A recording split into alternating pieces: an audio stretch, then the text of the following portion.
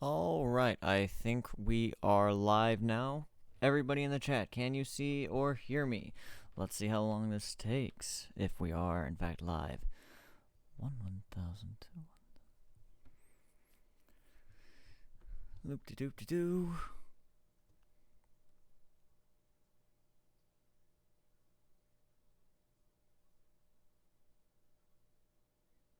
"15-second delay so far. If not, then let me go ahead and ask.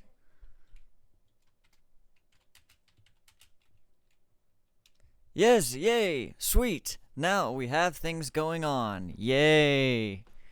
Alright, so that is what is that? That's about a 30-second delay. Ouch.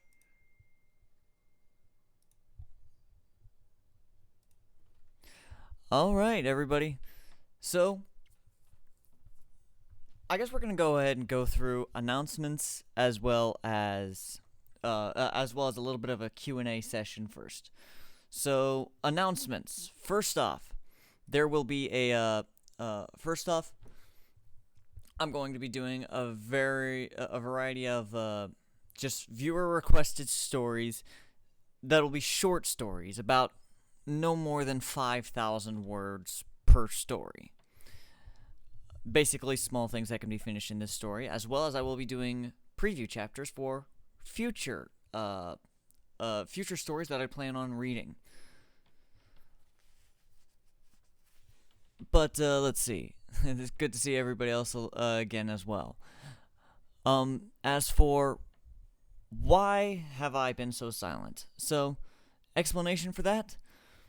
It's been a lot of things. So, for those of you who don't know, I was in the Army. I spent 4 years active duty. Oh, people are coming in the house, and that is one of the reasons.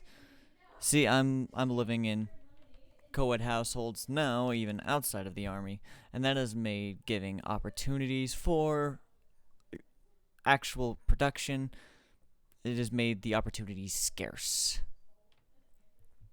So, things are not dead. You don't need to worry about that. But basically, the biggest things that I have been lacking are venue, time, and availability, is a good way of putting it. So, as far as I can tell, that's what I have in terms of explanation as well as announcements.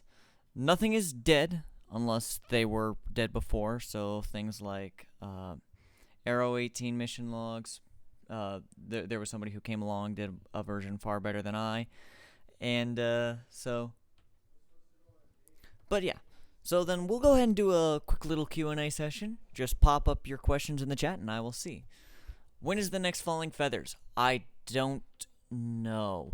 The issue with Falling Feathers and, various other things. Oh yeah, that's one of the issues that I'm having. I always record in a small enclosed soundproofed area with my laptop, but I lost my charger, so I need to get another one. Those things are expensive for the laptop that I have, so I'm working on getting mine back, but that'll be even more time there for that to happen, which is why I'm doing this stream. What happened to Griffin the Griffin? In case you didn't know or not, but Griffin the Griffin the book ended at the last chapter, chapter 100, and then became the sequel, Falling Feathers. Let's see. Falling Feathers is Griffin doing anything new. As a matter of fact, I'm going to be. That's one of the things that we're going to be doing here. I'm going to be giving you some preview reads for a list of stories that I actually do plan on doing in the future. You can see the ones that are currently on my itinerary here up on the screen now. They are What I've Become and that series, the Humanity Within trilogy by Night Breeze, Full of the Forest by Moguera, as well as the entire Savage Sky series. That one's going to be one for the long run, but it's one I have quite thoroughly enjoyed.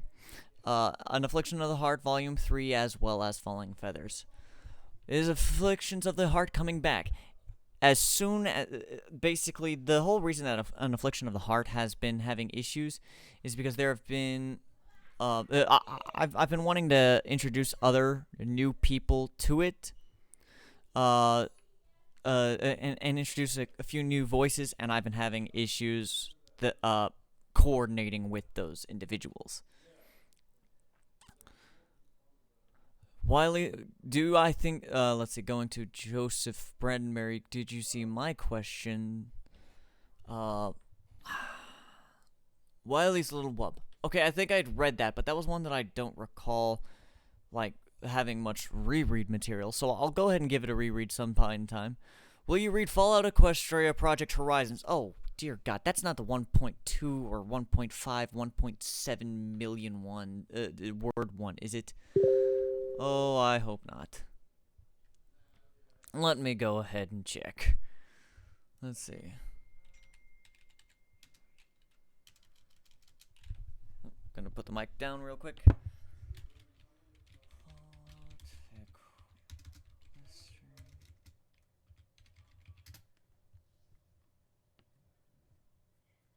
Equestria Girls, Fallout Equestria Heroes, Fallout Equestria Pink Eyes, the Chrysalis, the Guys of Chaos, Monsters, Sad Misfits. Let me just go ahead and go by order words. Because I'm pretty sure that Horizons is that one. Project Horizons, 1.781 million words. I don't think I'm going to be reading that. I'm sorry.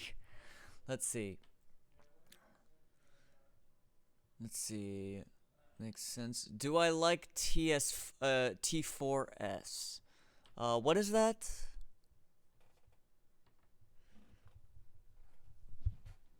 Can you read human nature?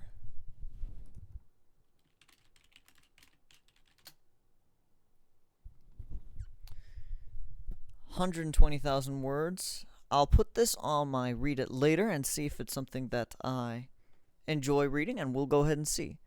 You should read the okay, release flyer.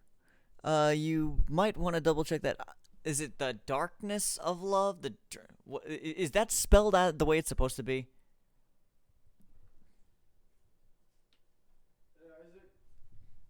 Oh, give me just one moment, people.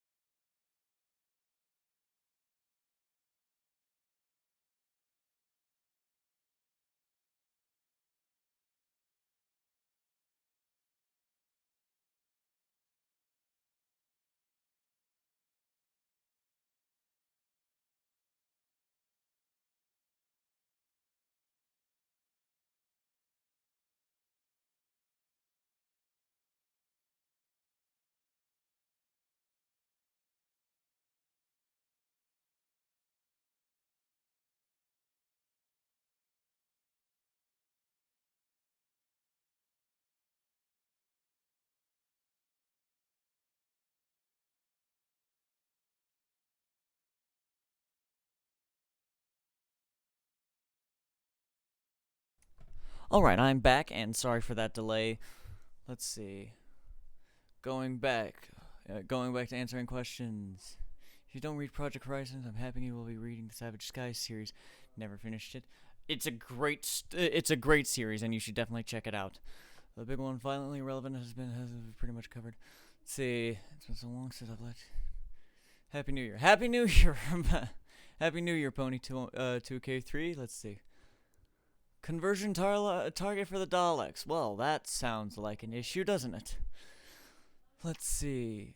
Riff, you're back? Hell yeah. Yes, I am. Oh, Team 4 Stars. Yeah, I'm familiar with some of their stuff. I'm a big fan of, I'm a big fan of Hellsing Ultimate Abridged. Let's see. Will you be reading your story? If there's a demand for it. Now, and I mean, like, it has to be, like, an actual heavy demand. I'm one of those kinds of guys that's very, I basically, I don't want to just go around tooting my own horn saying, yes, I am so good, just come and check out all of my stuff so much that you know, that's not too relevant. If y'all want me to read the story that I've been reading, the story I've been writing, rather, Journal of a Lost Changeling, then absolutely, I guess I can. Let's see. Can you read Not Just a Bug? Let's see. Not just a bug. Not just a bug. 25,000 words. A very interesting one. We'll go ahead and give this one a quick little check. Ooh, but it does have a sequel, which was only 12,000 words. Oh, but currently a work in progress. So that one's on the read it later. We'll see. Let's see. Do the ones that you can do. Let's see. The Darkness of Love. Let's see.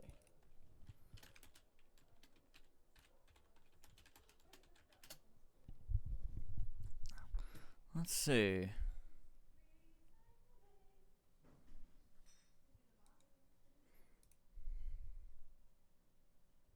Oh, very interesting. I'll have to check this out. Let's see. Team for language, potential sexual outcomes. Let's see.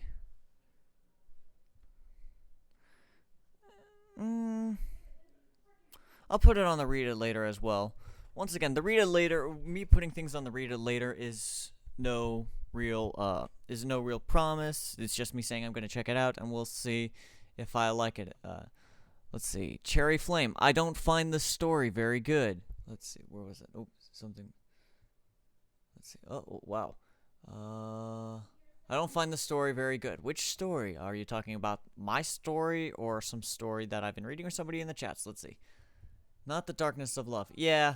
Oh, that's probably what everybody was talking about. I'll check it out, but we'll see. What's your opinion on the upcoming season of Doctor Who not having any sci-fi elements, including the TARDIS? I actually haven't been keeping up that much. That and my opinions on that are probably will probably bring up a lot of controversy, which we can talk about maybe sometime later if y'all really want to. Let's see. It's been a while, but have you been able to check up on all of your Griffin the Griffin videos? I know some of them give you trouble. Blame YouTube for that shit. I've got to and some of them I'll just have to absolutely re-record and then re-upload. So I'm sorry about that, and I'll try to get those back as soon as possible. Let's see. What is your OC? My OC is Lux Volans, a Draconicus. Let's see, give me just one moment. Pulling it up for y'all. Let's see. Pictures. Missions.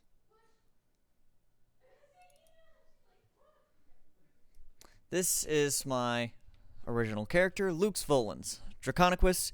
He's got an interesting backstory, a bit of a long story, but that's one we can talk about later. Let's see, how far down do we have? Let's see.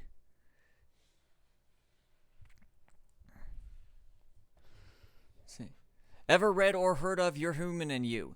Yes, I have, and I am actually very much looking. That is one that is on the potential list for future reads. That's one that I definitely might check out in the future.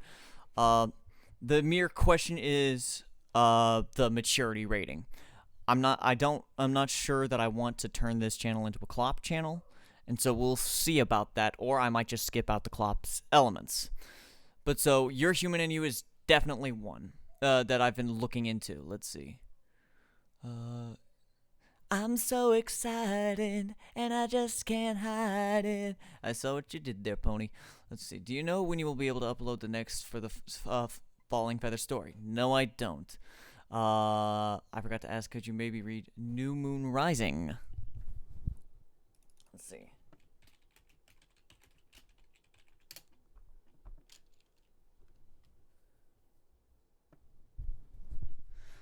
Rainbow Putis. 200,000 words, so we'll see about that. Let's see. Last iteration was in 2008. Oh yeah, and I'm also putting on a bit of a hold for stories themselves, which may be dead, because then it's very much the same reason that that an American Dude in Equestria is discontinued, because even though the first story was finished, the second one never was, and it felt incomplete. So then, and it doesn't seem to be coming back at any point in time, sadly. So that's why I cut ties with that one as well. Let's see. Unity Pact. Let's see.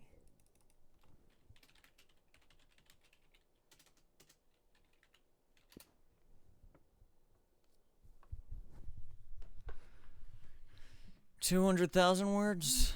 Let's see. That's completed. We'll go ahead and see. I'll admit, though, this one looks a little bit unlikely. I've become a lesser fan of darker stories. Let's see. Oop. Okay. Here. Let's see. So, stop. Real quick. Just go ahead and pause on sending questions. I'm just trying to catch up on the questions right now. Let's see. Rose Luck is secretly Rose Tyler. Dun dun dun.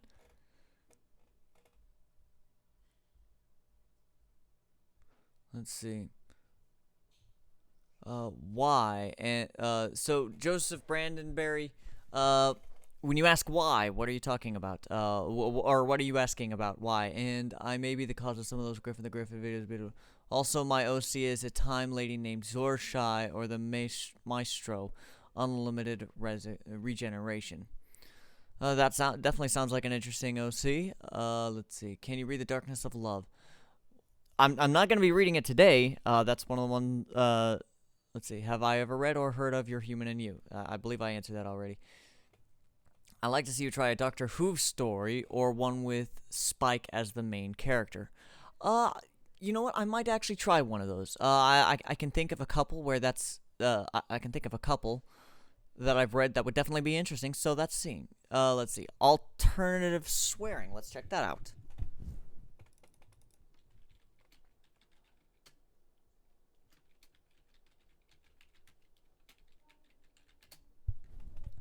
Also, can you all read... Oh, you know what?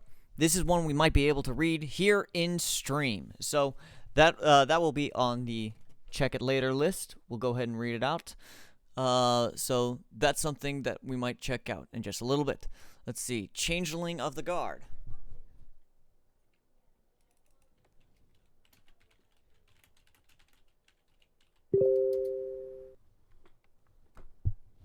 Ah, yes, I've been seeing this one pop in and out and around. I'll actually go ahead and add it to my read it later, because it keeps on popping into the featured list, and I'll give it a check out. Let's see. Let's see, The Human Nature. Saw that one. Somebody already asked for that. It's okay, it's not a book for everybody. If you're a Draconequist, then am I related to Dissy? No, that's a long story, which we can get to. Falling Feathers. already answered that. Let's see.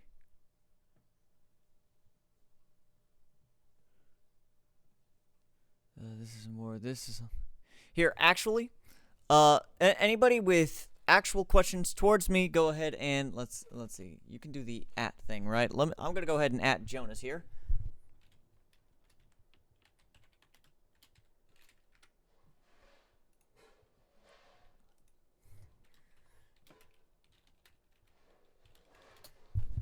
Did you get that notified or something like that? Did somebody? Did you actually get some kind of notification saying that that was a question for you? Let's see. If you can find it, would you read A Nightly Guardian? Let's check that out.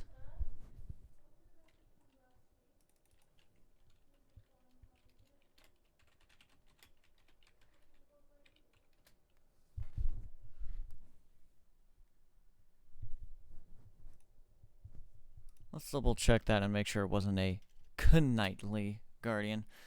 Nope. No luck finding that one. Sorry there, Storm Voice. Let's see. Alright, awesome. So, anybody with questions for me, at me on the chat. See, check out the Comic Dub YouTube video called The 5th Dub of Christmas in this video, and please react. I'm not quite turning this into a reaction channel. Maybe sometime in the future, I guess, if there's a demand enough for that. We'll see. But so, anybody with, any questions or, requests for audiobooks, because I think I'm caught up now, just go ahead and @ me on the chat and let me know what you guys would like to see and or read. In the meantime, I'll go ahead and get I think I'll go ahead and start. Oh, those things have updated. That's good to see. Let's see. Here in the audiobook list, I'm going to go ahead and start off with alternative swearing. This is something that I saw somebody put in. So, in the future, also, I'll go ahead and I might, for these quick reads, in the future, I might just go ahead and put them, I might upload them as, I'm trying, let's see. This Isn't War is an excellent short one-off I really recommend. Alright, we'll go ahead and see that one as well. The one-offs that are being made today, we'll see if I might upload some of them for later use. Just a heads up on that. So, alternative swearing, I'll go ahead. Any voices that I would not do. So, when it comes to voices, and once again, please @ me like Zed did there. But so, voices that I would not do, now, I don't like actually imitating voices, which is why I try to stay away from, stories that have a large percentage, especially female characters, of canon characters with already voiced actual voice actors, why I'm always so hesitant to. Let's see. Anywho, so I'm going to go ahead and start off by reading alternative swearing, bad words. I'm going to go ahead and just give a quick little look through here. Just trying to get a general idea here.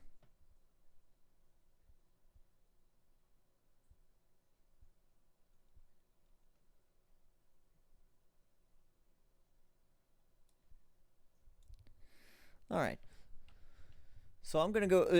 I'm gonna go ahead and give. I'm gonna just. The way I'm gonna do this, I'm gonna actually read them first, and then I'm going to actually do the voice acting. You are late. You are very late getting it. You are very late getting it today, Court. Your job as royal advisor is what to take late.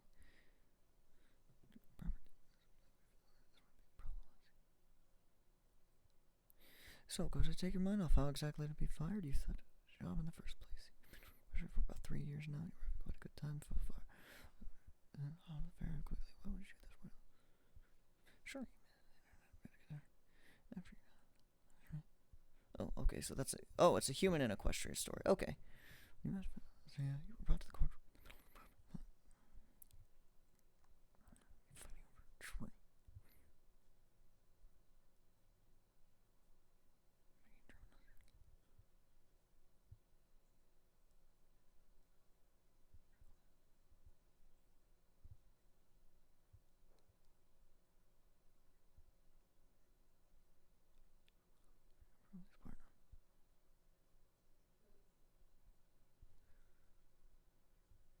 Forgiveness pending. I would like to see this and hear you read it. All right, we'll go ahead and just search that real quick as well.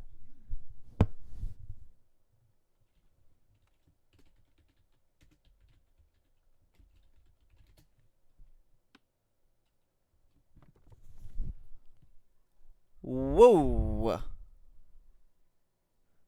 Okay. Are we talking the same forgiveness pending?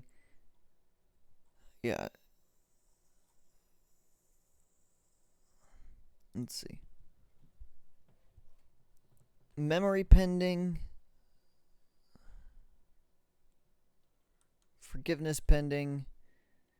And then I'd have to probably read the sequel, Eternity Pending, which doesn't seem to have been updated for at least a year. So, I'll give it a check. We'll see about that. But I'm gonna say not likely. How have I been after a year? I've been okay. Have I ever heard of Full Necromancer? There's been 3 of them, haven't there? Let's see. Which one are we talking about? Let's see. Do I like bananas? Oh, I'm about to go bananas on the moon. Ah. Yeah, I still remember that meme. Let's see. Will I be uploading this stream to my channel? Yes, I will be. Let's see. But so yeah, it depends on which full necromancer you're talking about. There's 3 full necromancers, if I'm not mistaken.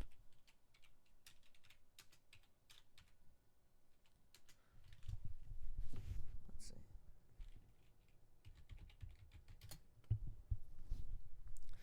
There's the original by let's see, Ketranus, which seems to be pretty much dead at this point. Full Necromancer Souls Rebirth, which is going on, although at a very slow pace. Let's see. And then there's Necromancy for Foals. Are you going to upload the stream to your channel? Yes, I will be. Let's see. But so yeah, I'm trying to stay away from stories that are essentially dead. Which is why, you know, Full Necromancer, it's on 3 of my bookshelves, my favorites, my 6 out of 5 star stories, and stories at all my yes. Same thing with the Full Necromancer Souls Rebirth.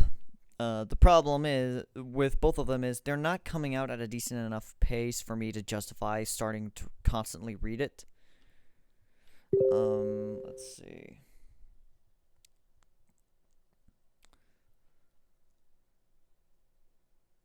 Please read this story. Think pink.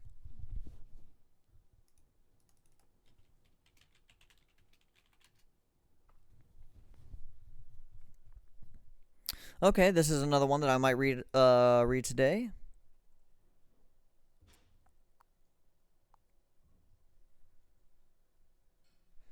Cherry Flame, you're talking about the original? That was yeah, full Necromancer. Ah, Necromancy for Fools. That is one that I know is completed, and the writer, who I've talked to a few times, is very consistently writing and and writes at a reasonable upload pace. So that might be one that I might actually check. It's one that's already on my favorites, and I'm waiting for the sequel. Let's see. Oh no, Pony 2K. Let's see. Necromancy. Let's see. I'm talking about the original. Let's see. On Moon, Past Sins. Past Sins is one of those ones that's been done already. I also try to stay away from ones that have been done or been done better than I think they could be done. And so Past Sins is one that I remember.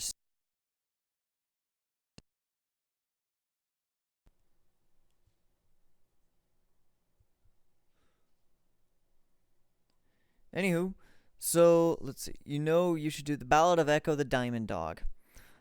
That's actually one that I remember reading because it was originally tied in with the it originally started up with or rather collaborated with the Griffin book and started with the Chess Game of the Gods universe, where a lot of those characters that came in incidentally, Aoi, there was I think his name was Kelt the Bugbear, Nightmare the Changeling, let's see. And a lot of those other characters from Chess Game of the Gods. And I remember it, and I still favorite and follow a lot of those stories. The problem is, a lot of them seem to have died off. Falling Feathers at least finished, so that's a good thing. Sonic Bronies group and then find the story with Shadow raising a filly, Pinkie Pie. Once more, will you help me find Pinkie? She escaped the show.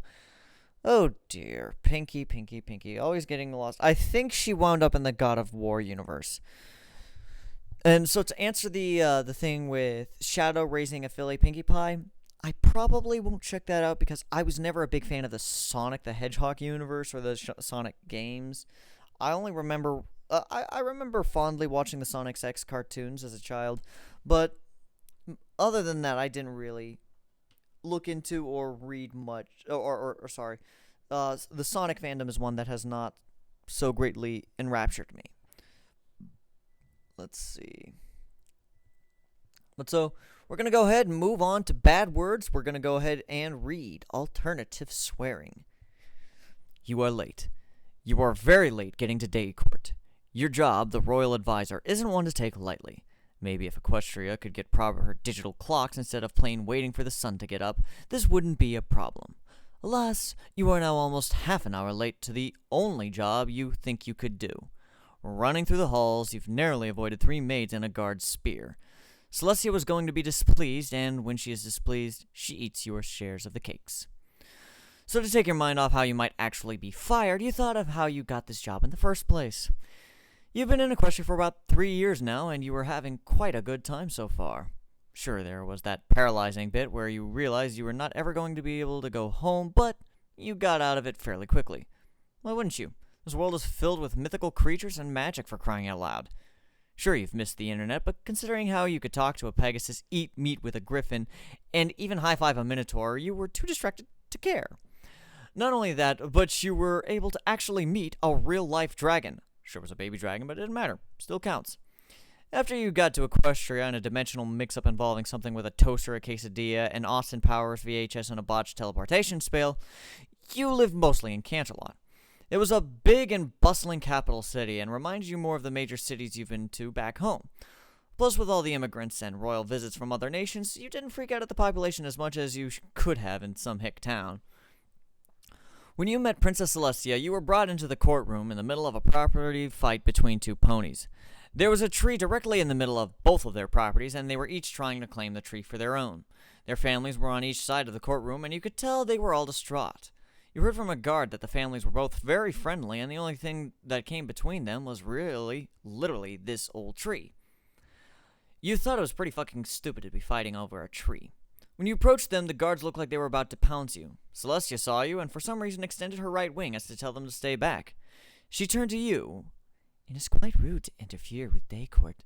Do you have something to say about this argument, unknown one? Yeah. Why don't you both just share the tree? The ponies looked at you as if you were speaking German. No, seriously, is it a fruit-bearing tree? You asked the stallion on the right, a unicorn with a gray coat. No. He replied with a shock and some fear.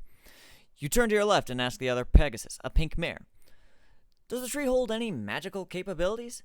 Not that we can detect, she squeaked. Well then, are we to assume that this tree, the one that has grown for quite a while and without issue, has absolutely no benefit apart from being a tree? Yes, both parties shakily replied. You bent down and looked at them both. Then share the thing and get out of here. You're probably tearing your families apart unless one of you isn't picking up the leaves, then you got nothing to complain about. Seriously, is there really any reason to be fighting apart from actual ownership of the tree? No, Mr. Tall Thing, the left mare almost cried out. Alright then, both of you own the thing. Get out. I have a meeting with the princess and she promised me tea. I'm an alien from another place and I need noms.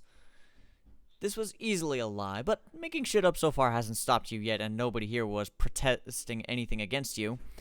Both the mare and stallion meekly nodded as they went back to their families. Also apologize to both each other and your families. You better mean it too! The next 5 minutes were filled with crying and apologies, mostly about how they didn't mean to hurt each other and about how much they were sorry. Then the two parties thanked you for getting the other to apologize, and then they left you panicking. They all left planning a picnic under the tree in their yards. This left you looking at a bemused, pretty, white, and powerful pony princess.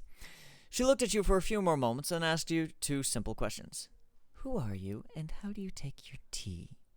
After that, you and the princess talked for quite a long time, and she admitted to you that she was pretty happy you took over. Apparently, her ponies were coming to her with more and more problems that seemed increasingly trivial.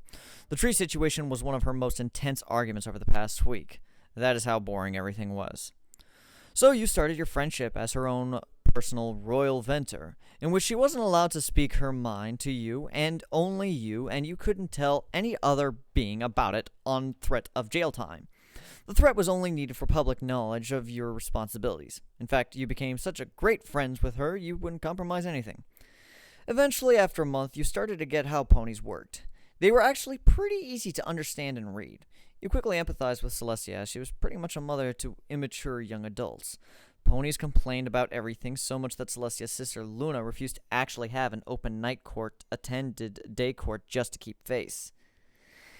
It quickly became apparent to you that only 3 beings that seemed to have maturity and a higher level of problem-solving skills were the 2 pony princesses and a human from another world. Even ambassadors from other countries were the same, and soon you had yourself research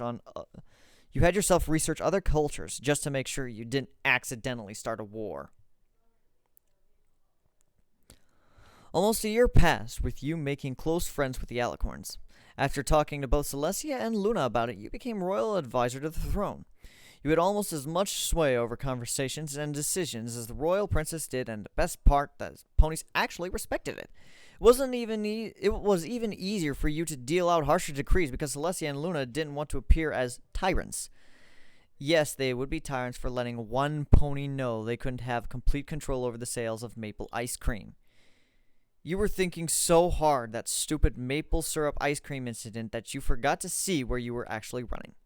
Snapping out of your reserve, you were just in time to trip on a carpet and fall out on the floor. You had only one clear response to the situation of being tripped up by a carpet with you being late. Fuck! Hey! You heard from the left as a pair of guards came through the hallway. Watch your language! While you picked up yourself off the floor, his partner spoke up. Swiftwind, I don't think he actually swore. He said fuck instead of, well, you know. You were about to speak again before the first guard, a Pegasus by the name of Swiftwind, trotted up to you and said, Is that true?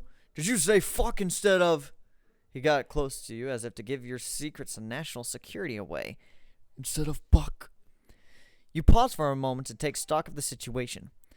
Apparently, in your time here, the only ponies that actually heard you swearing were your 2 best friends. You thought that the other ponies would freak out if you swore at them, and you actually never heard any other pony swear. You actually knew if they knew what swearing was. You actually never knew if they knew what swearing was. You shook off the dust from your clothes and looked at them. Yes, I did. I totally said fuck instead of the other word that you just said. They looked at you as if speaking another language. What does fuck mean? Remember how you wanted to prevent yourself from being bored? This was a perfect opportunity, and you decided to run with it. Well, fuck is a special word. We call it a substitute word. A substitute word? The one who wasn't Swiftwind asked with bewilderment in his large eyes. What could that be? Well, we humans were pretty good at language. But for some reason, we were really mean and made a bunch of good words, bad words, in order to hurt each other's feelings. Just like, well, that B word. So we decided to make some new words that were like the old good words in order to say them again. So instead of the word that is mean, we say another word in order to be socially acceptable and happy. So when I heard myself, I really wanted to say a bad word, but now that I have other words to say, hey, that sounds similar but more fun. Doesn't fuck sound better to say than the other one? You embellish your bullshit with elaborate hand gestures to make the speech seem legitimate. Well, now that you say it, fuck! Swiftwind replied. You know what I feel like, let's see. You know what I feel like, Swifty? Asked his friend. What is it, Dune Shield? I feel like going to the bar after work, picking up a mare, and fucking her senseless. Dune enthusiastically replied. I can easily fucking agree, my good sir. I can easily fucking agree, my good sir. You told Dune. That, and you know how to command, and you know our commanding officer? He can fuck himself. Swiftwind proudly stated. Oh dear God, out of character here. Oh, much more awkward.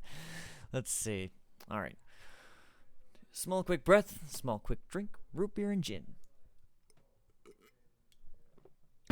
All right, let's see. Where were we? Thanks so much for the new concept. We will speak to a few ponies to see if we can replace that bad word with this good one. You humans have such great ideas. You bowed to them and they saluted you, allowing you to go forward. This was pretty good, however, because now you had an excuse to be late. You approached the side door to the throne room and walked in. To your surprise, day court hadn't even started yet. The hall was empty except for guards and the regal pony princess on her throne, with a chair made for you beside her. Oh, how are you? You were actually just in time. Luna was feeling sick, so we delayed day court. I hope you got enough sleep because we have a lot of appointments. I delayed them just to wait for you and your amazing input, Celestia said with a wink. Fun. Hey, Sally, do ponies actually like me? According to my spies, they do. Your unique views and human perspective is apparently doing a good job. Now, let's keep up the good work, she said as she gave you the papers for today's court. Day court was usually an easy affair.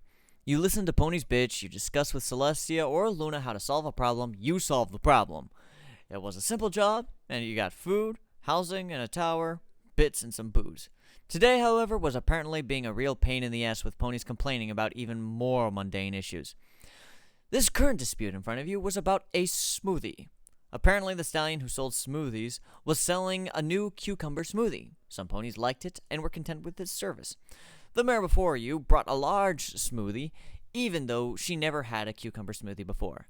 She drank a bit and didn't like it, so she asked for her money back. The stallion refused to do so because there was nothing wrong with the smoothie. Sure, she didn't like it, but he made no mistakes in making it and didn't feel he should cater to her like that. Also, he would lose out on the cucumber, yogurt, and ice that he had used to make it. She felt like she should get a refund and was extremely hostile about it. You, quite frankly, wanted to shove a cucumber up her ass. Of course, you were on the stallion's side. The mare should have bought a small and decided if she liked it. There was absolutely no reason to take him to court.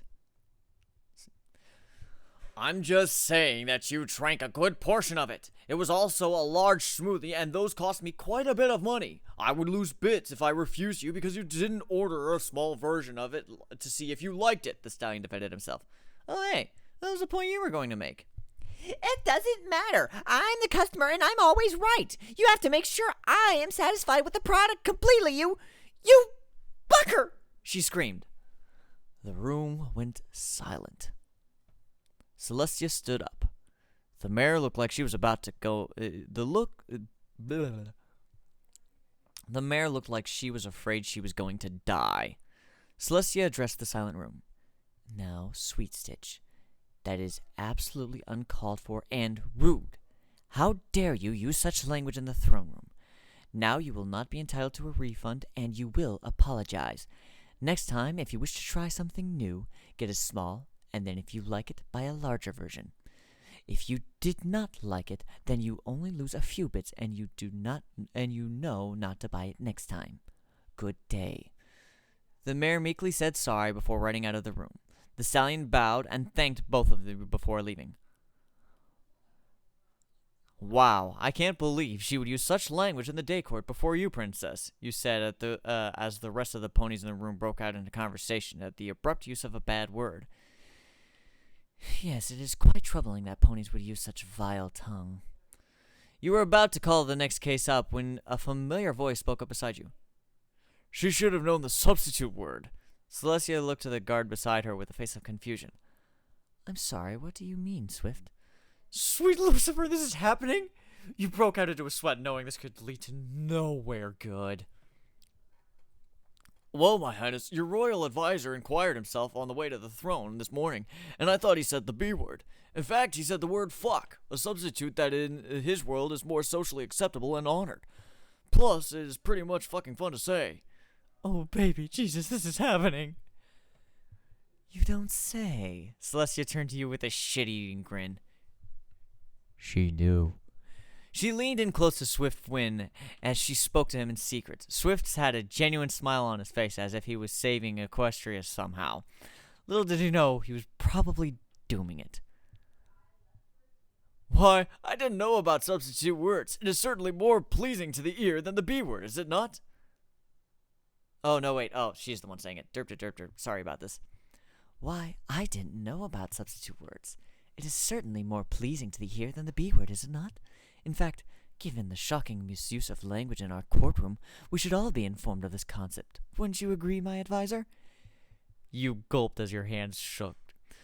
Why, certainly, my princess. That would be a good idea.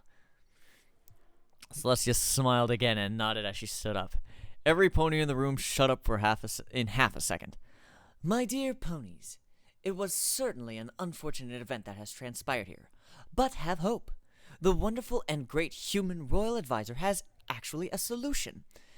It is a special concept from his home that he would absolutely love to share with you all. Why don't you get up here and tell the good ponies all about it? You were going to have to murder Princess Celestia after this. She knew exactly what was going on, and there was nothing you could do to get yourself out of it. There was a line that was not supposed to be crossed, and you have clearly crossed it.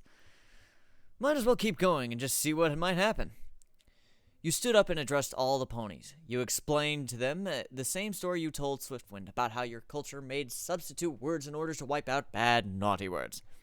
Now, I know that fuck is kind of close to the B word, but that was the intentional. I believe that is supposed to be the intention. I am not aware of any other words in the pony language that are naughty. You will not be under any scrutiny for coming forth and telling me words that need replacement. In fact, you'd be doing Equestria a service for making a more clean place for good ponies and language to thrive. A small yellow pony with blue hair stepped forward.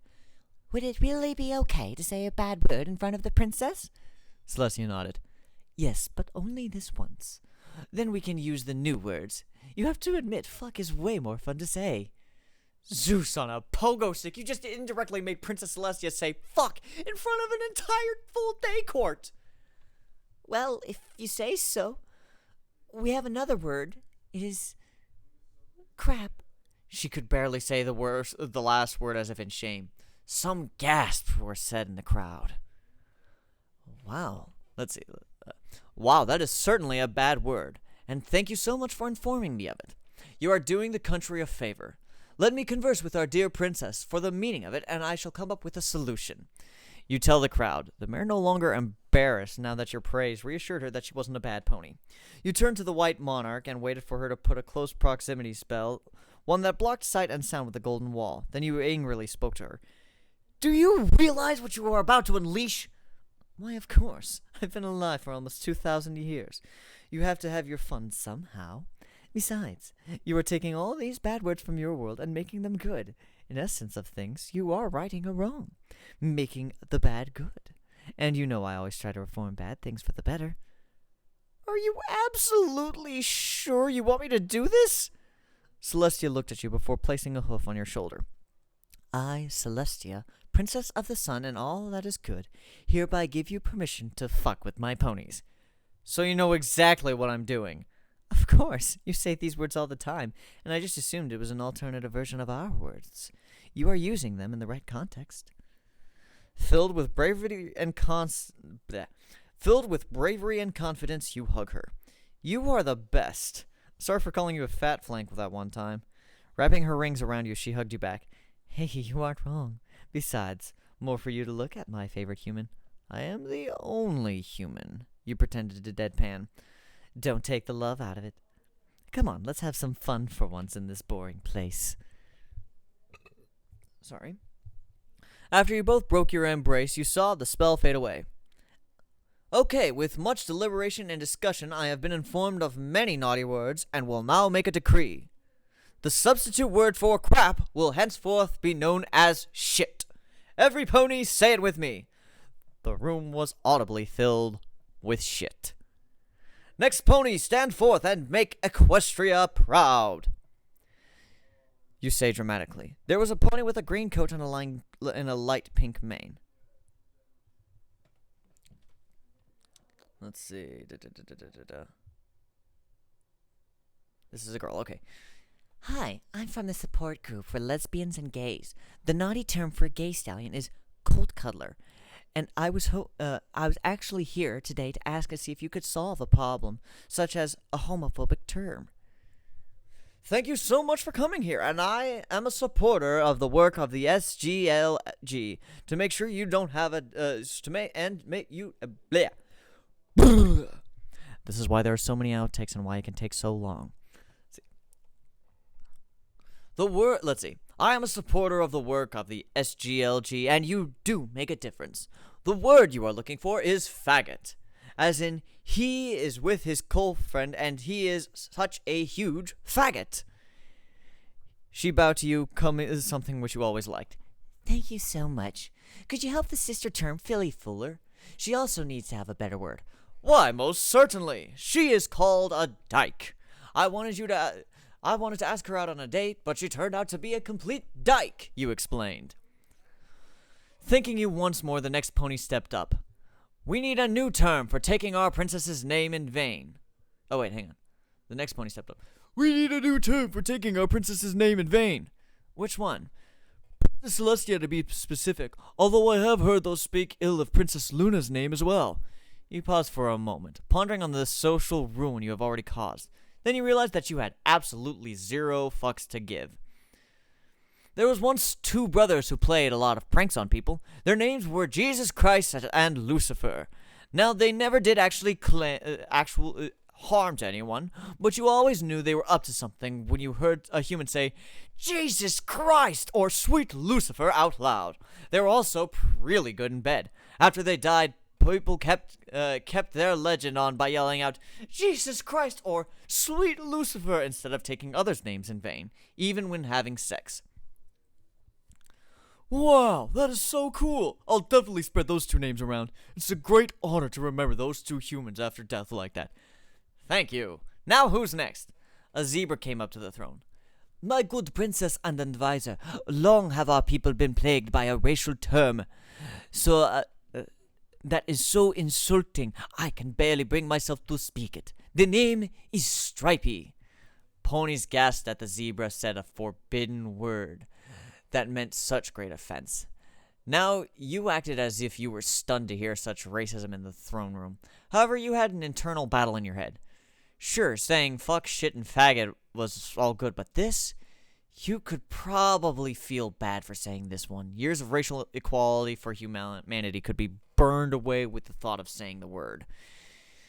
You made your face as calm as possible. The word will never be said again. Now, there are humans that are just like us that have black skin. They too were called darkies, and it was very offensive. Through the great power of friendship between white-skinned humans and black-skinned humans, we made a word to celebrate the differences between the two. You will know this word, and from now on, if a pony is to call you by something else, they will call you a... 3 months have passed by since that fateful day. The word spread like wildfire, and soon ponies everywhere were adapting substitute words into their vocabulary, heralding an age of enlightenment from naughty words. Penis became cock, vagina became pussy, tailhole became asshole, saying hey offensively became hell, and even unwed couples having illegitimate foals were now having little bastards. It was glorious.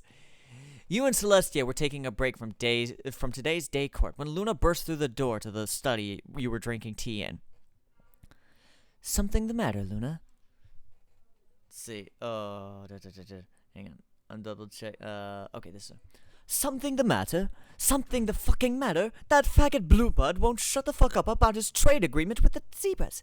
Apparently, the fucking niggers won't take the deal. They know he's trying to practically fuck them up the asshole with his tiny cock. For fuck's sake, this is why all his little mare friends actually become dykes. It is absolutely insane how much of his own shit he believes and how he tries to control everyone else.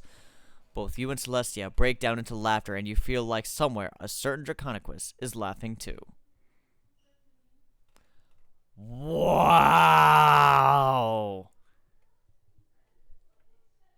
Holy fuck.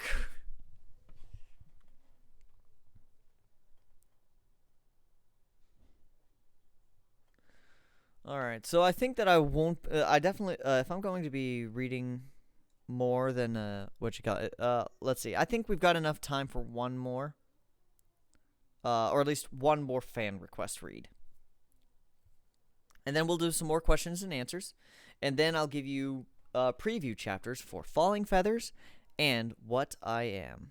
Or no, which one was it? What I've Done first. Is it? No, What I've Become? Bookshelves! Bookshelves! Let's go to the bookshelves! Let's see, think pink. What I've Become. Okay, that was the first one. All I remember from the first one was, what you call it? How all I remember, the way that I remember, rather, the first two ones' names is because every time I read it, Linkin Park would come into my head.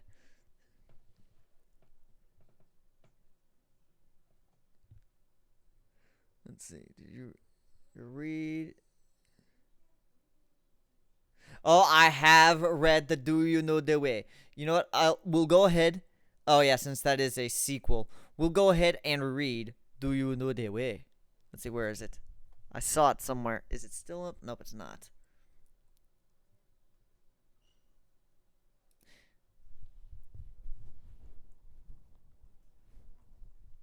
There it is. Do You Know the Way? This will be our last fan request.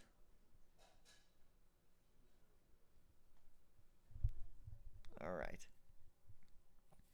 Celestia leaned over the large white balcony of her room, taking in the surrounding. Or here, since this isn't the first person's, right?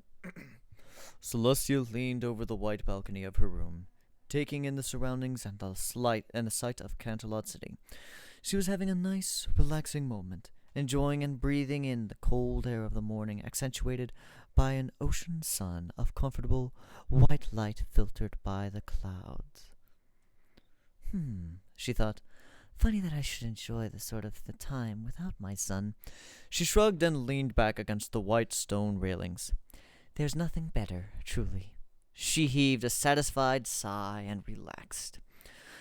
Celestia's staff weren't having such an easy time, however, and it certainly wasn't because of their tasks in such a massive building. No, it was because one of the guards was trying to catch a tiny red creature running around the castle grounds, shouting, "Run away!" The chase led to the castle gardens, where the rows upon rows of multicolored flower bushes grew strong vines that climbed the castle walls.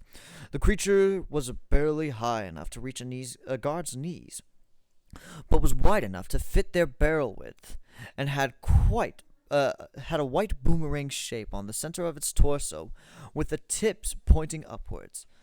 On its hands were white gloves with 2 spikes on the knuckles, and upon its head were 4 solid dreadlocks, dangling precariously close to its large and bulbous eyes.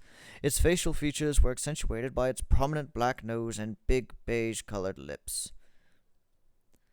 "What is this thing?" the guard shouted angrily. She tripped over her own hooves and tumbled over, sliding face. Oh, that's a female. "What is this thing?" the guard shouted angrily. She tripped over her own hooves and tumbled over, sliding face first across the ground. "What's going on here?" Oh, wait, no, that's a button. "What's going on here?" The question came from one of the younger butlers of the Alicorn sisters, complete with combed-back black mane and a tuxedo black clashing with his bright blue coat. The guard forced her head out of the dirt and spat several times to get the dirt out of her mouth. "Ugh! Gross!" she shouted angrily. She got to her hooves and pointed towards the gardens. It's that stupid red gnome that keeps talking about the way or something like that. I was trying to catch it. The way? Yes, it is the way, a voice stated. The guard pointed the butler's head. There, it's on your head.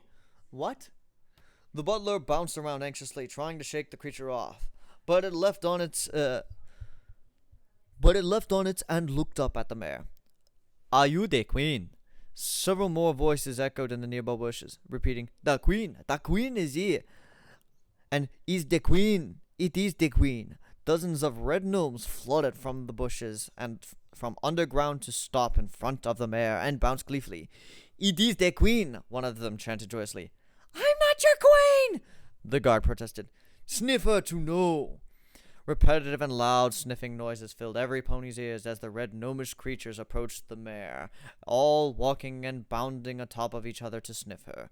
The guard's reaction was to shudder intensely and gallop away towards the castle entrance.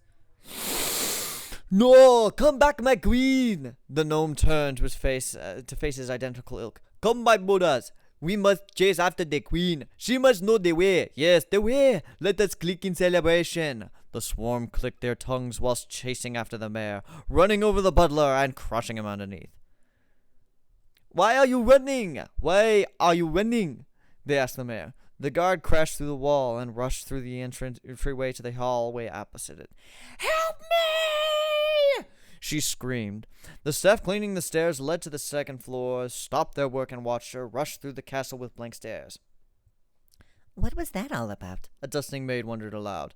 A butler removing cobwebs from the corners thanks to a tall broom shrugged in response.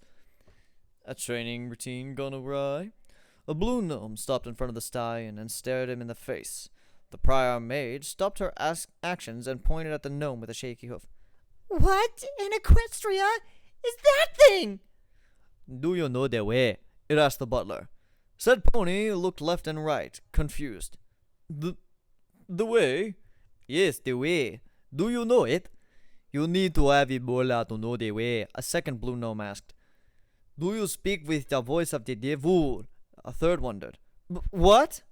The stallion scampered up against the wall. It is the voice of the devil. He will show the way. What are you talking about? The butler waved a hoof delicately at the gnomes. Shoo, go away! Go the way! A red gnome shouted. He knows the way! Click in celebration! What is going on? The butler screamed. Princess Luna teleported above the ground and entrance and spoke in her royal Canterlot voice. The booming strength was enough to throw the gnomes around like little toys. What is going on here? Sorry, I can't do it. I gotta use filters for that.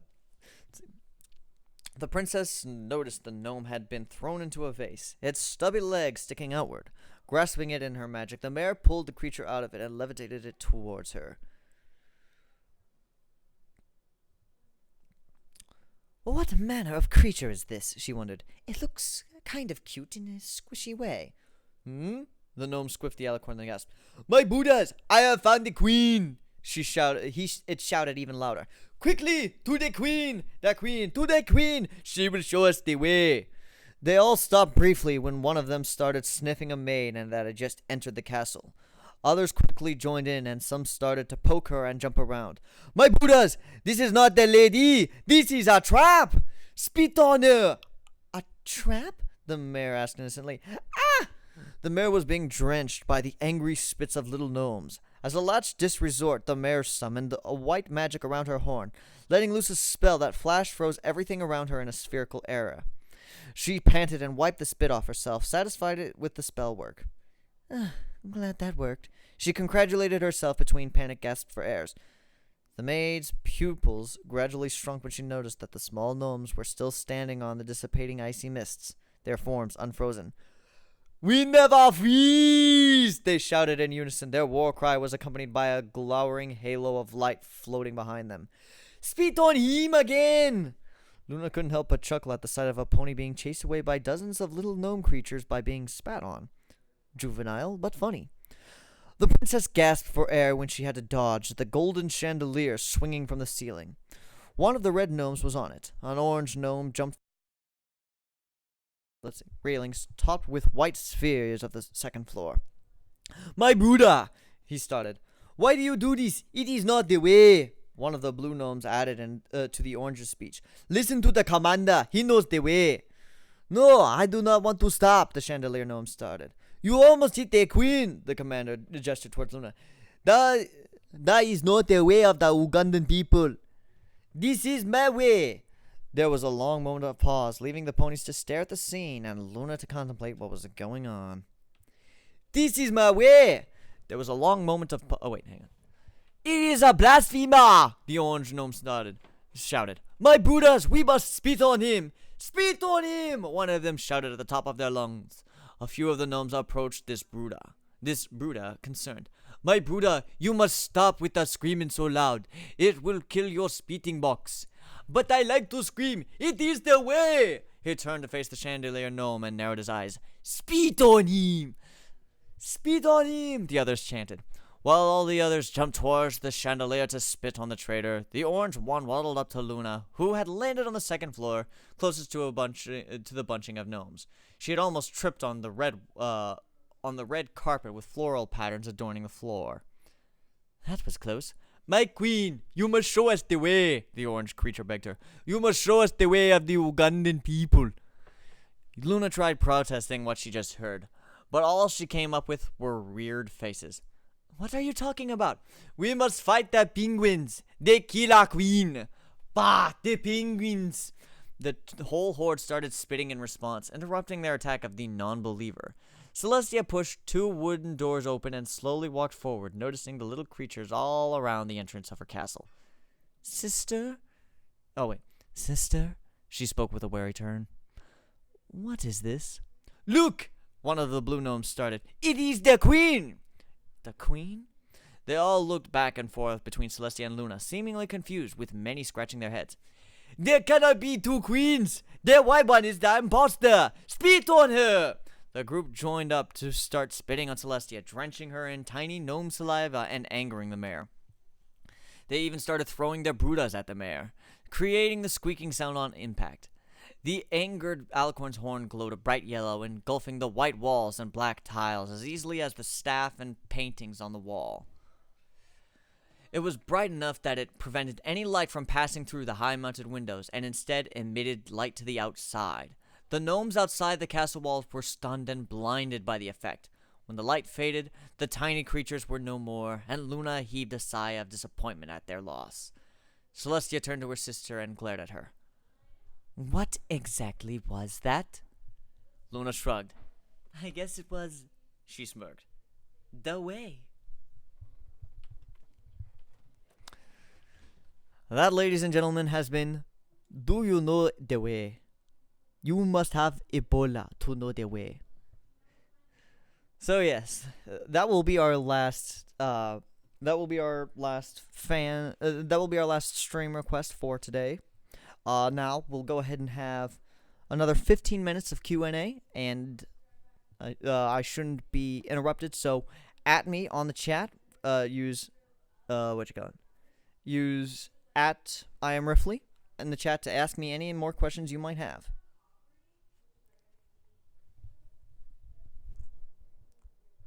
Let's see. In the meantime, I'm going to go ahead and looking for anything else.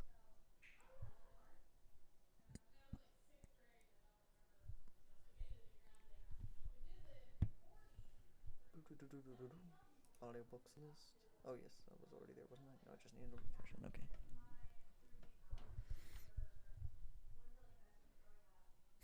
Yes, Luna is the true queen of the Ugandan people. So does anybody have any extra questions they might want?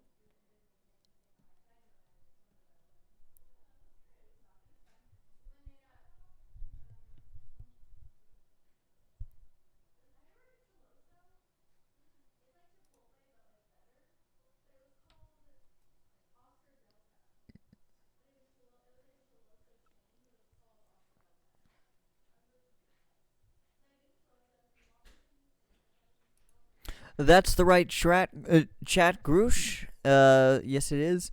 Just go ahead and use at I am Riffley like so.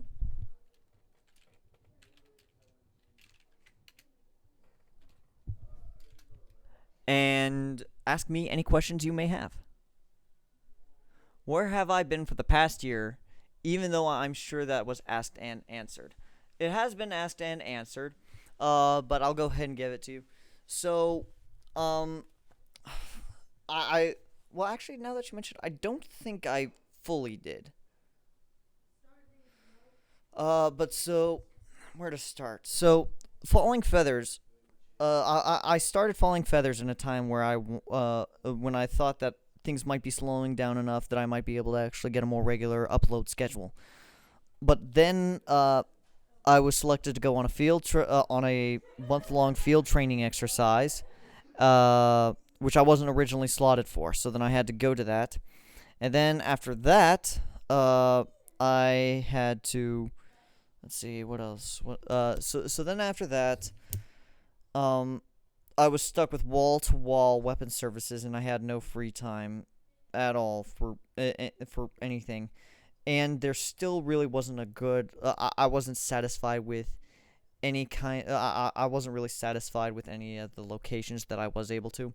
And then after that, and so then largely for the past, however, since March, I left active duty. I'm now a reservist, and so I've been rooming with several people, and that has made it even more difficult to find a decent place for recording, as well as left me with adequate. It hasn't left me with adequate time to do so. Let's see. And so that's largely been, especially the past year, and then now I actually was going to have something done around November, actually, because I don't anytime that anytime that I'm more than a year, I really just start to hate myself. But I lost my laptop charger, and so that made it even harder. On to the next one. Let's see. Will you try to get on an episode of the Barcast podcast? I'm not familiar with that. Please post a link in the. Go ahead and please post a link in the chat, and I'll go ahead and check that out. What kind of stories do you not want to read? Really, it all depends. Like I'll read it through. Usually, I can tell whether or not it's one that I'll want to read. Within the first couple of chapters. I am generally trying to stay away from Clop, but I may try up an I Am Riffly After Dark channel or something like that, where I might do Clop or something like that. So that might be something to that might be something for it. Let's see. What kind of stories do you not want to read? Oh wait, yes. Let's see.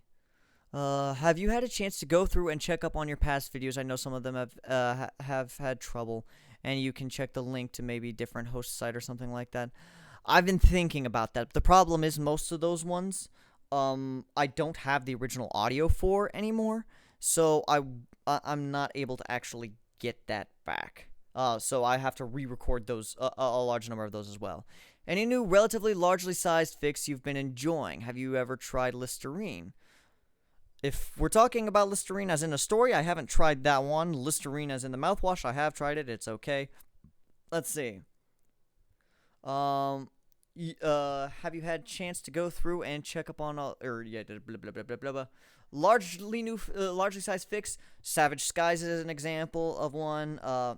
The entire Pony verse by Tatsuro, A Sparkle in His Eye, and several other Order and Chaos. All of Tatsuro's work is amazing. Let's see. Do you sexually identify as Apache Attack Helicopter, and is that why you joined the military? Stream is already mainstream, so let's go all the way. Oh, meme stream.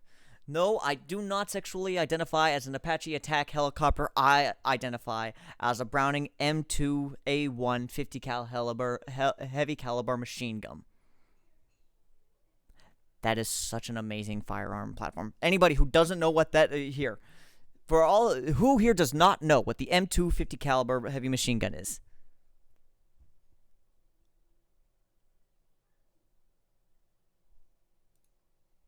waiting for response. The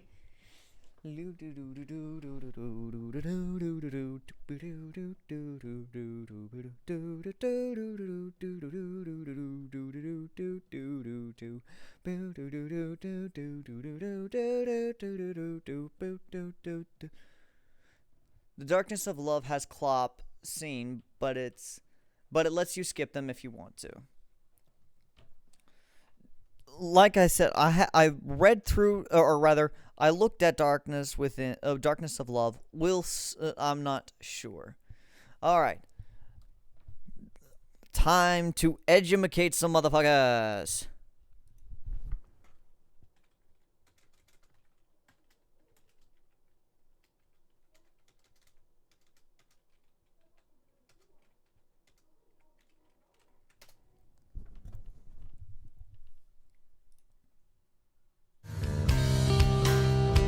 This, my good ladies and gentlemen, is the M250 cow. Upgrading all 45,000. The M2A1 features significant upgrades that make it easier and safer to use, including a new flash hider that reduces the weapon's nighttime signature by 95%, a quick change barrel with removable carrying handle, That is one of the best things to this thing. Headspace and timing, Makes my job a hell of a lot trigger easier. block safety. Changing barrels on the M2A1 is simple and fast, but warning, be sure to clear the weapon prior to changing barrels. Here's how to change the barrel. Slightly retract the charging handle. Rotate the barrel by its carrying handle and slide the barrel off the receiver. Slightly retract the charging handle until the square notch is visible in the 3/8 inch hole. Slide the new barrel into the barrel extension. Lock it into the J slot on the barrel support. There are a couple of important facts to remember to keep yourself and the weapon safe. First, the M2A1 and M2 barrels are not interchangeable. How do you know you have an M2A1 barrel?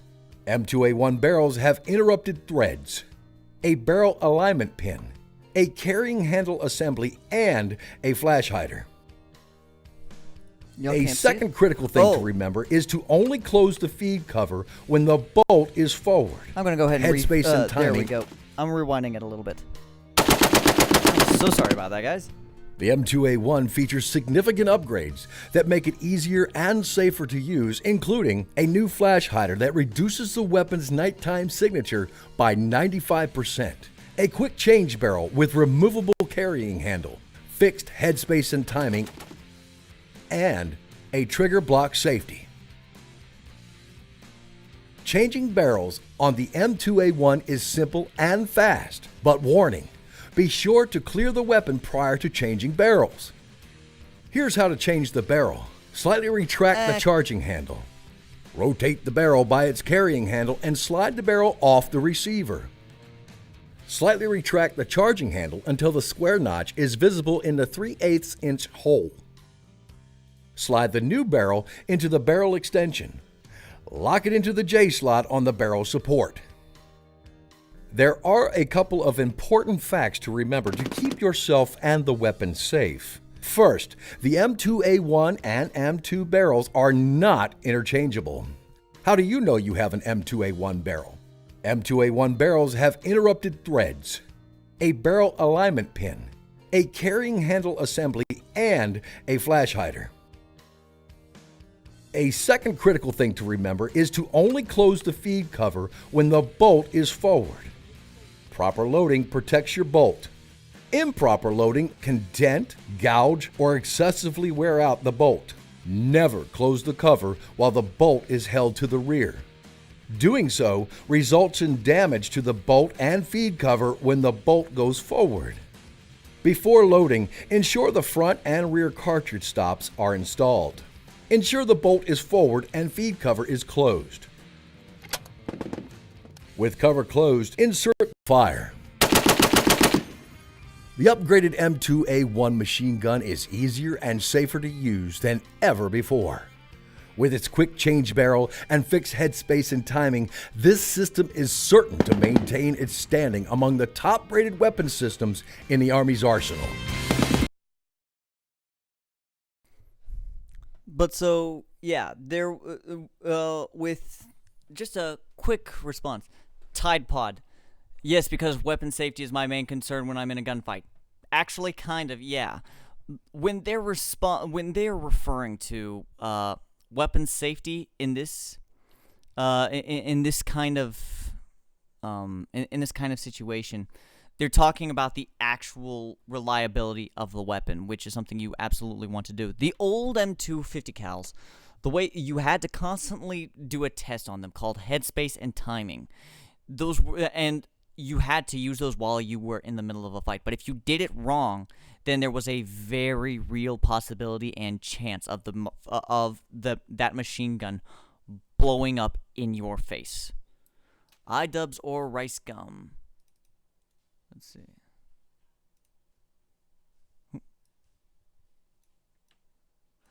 Ah, yes.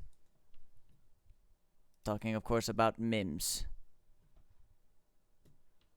So why did you tag me with those? Anywho, it came in late. Did you say anything about the Griffin sequel? Okay, yes, I did. So, but I'll go ahead and give it to you real quick. I'm definitely going to be doing more of it, but since I don't have my laptop to be able to actually record in a decent setting, I don't know when I'll next be able to. Let's see.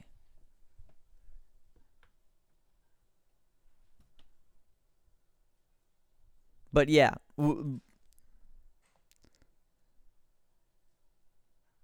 Oh, who do I prefer? I'm more familiar with iDubbbz's stuff. Or at least from off the top of my head, I'm more familiar with iDubbbz's stuff. That's about it for me. So, all right. Anybody else have any other questions?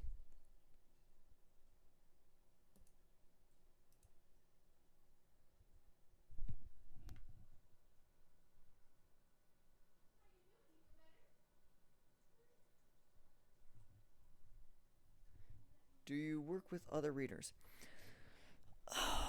I would like to, but my biggest issue is reliability with my own scheduling, which makes any kind of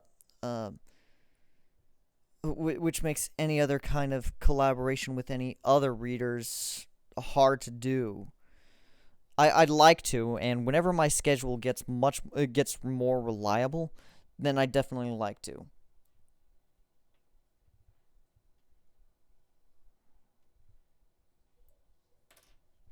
Any other questions?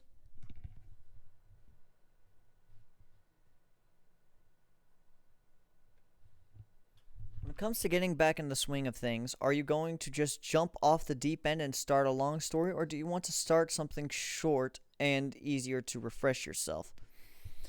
Well, I'm more likely to just to first off continue with more of the stories and books that I'm already making. With let's see. So, and a few of the like Full of the Forest is one that I want to start, so we'll see.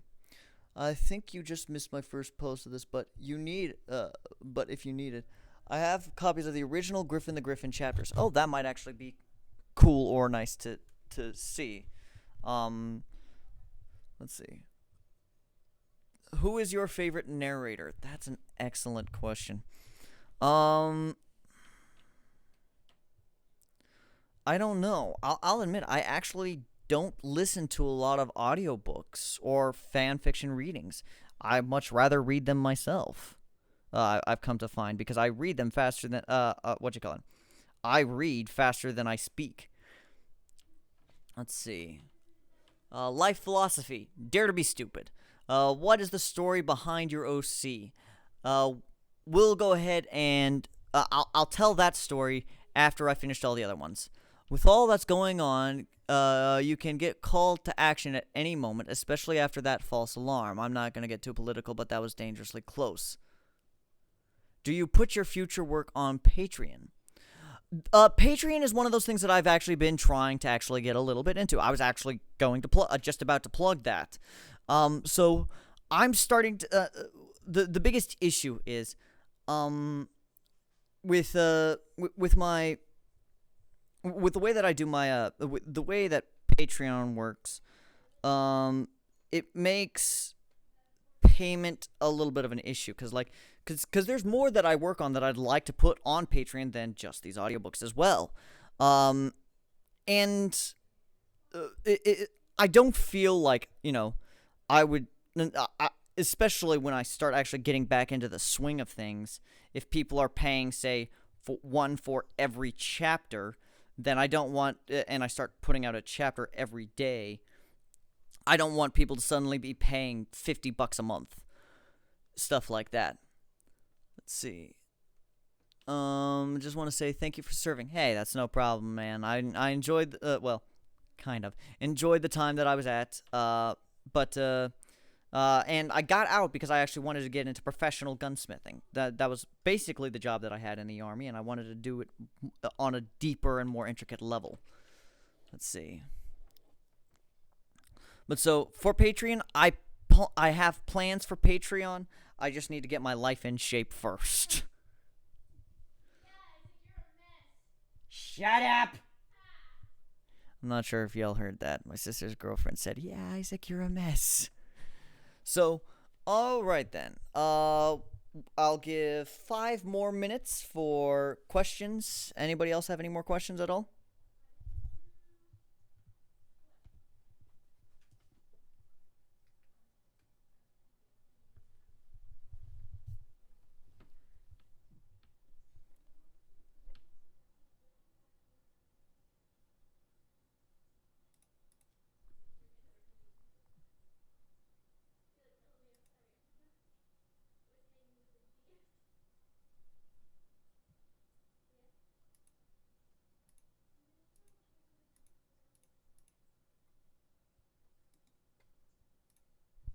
Anybody else have any other questions?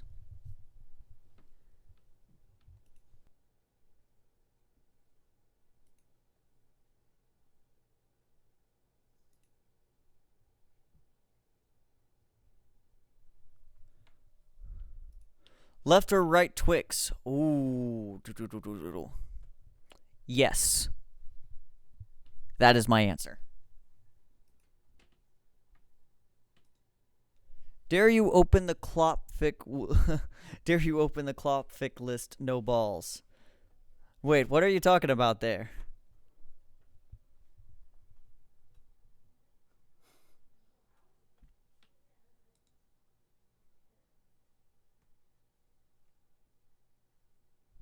Do I have a Discord? As a matter of fact, I do. So you have been transported into the Griffin version of the MLP universe. You still have a human body, though. You can bring one weapon to that universe with you. What is it? So my question for that response is, or rather, my question to that question is, if it's a firearm, will I have unlimited ammunition? Moon Willow, have a good night. Thanks for coming, man. Have I seen Rick and Morty? I've seen a few episodes. It's definitely funnier than a lot of comedy television shows like that. Like I would put that in the same. Like when I watch shows like that, I put that in the same kind of box that I put things like South Park, Family Guy in, which both as well as Futurama and The Simpsons. I put all those kind of later night TV shows in there.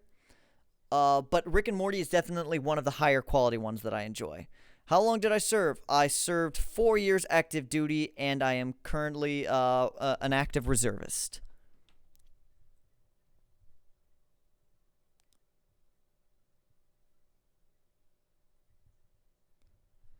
Also, Veshhanerda, the voice man, still waiting on your response to that thing that I asked.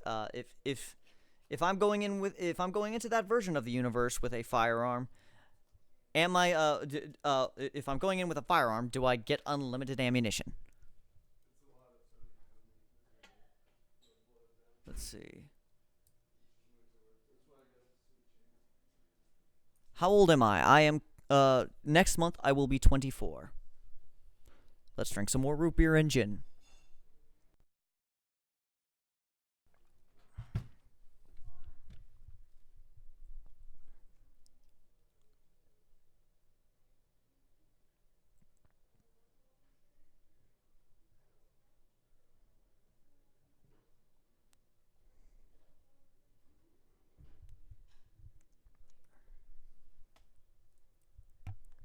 In the stream, open the Clopfix list section on Fimfiction, then read the description of a few random fics. Oh, I read Clop. It's whether or not that I want to open this YouTube channel to it.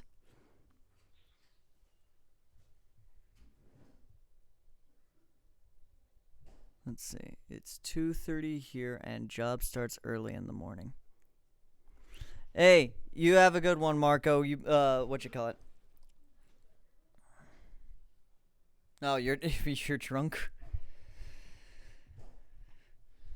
Yeah, Marco.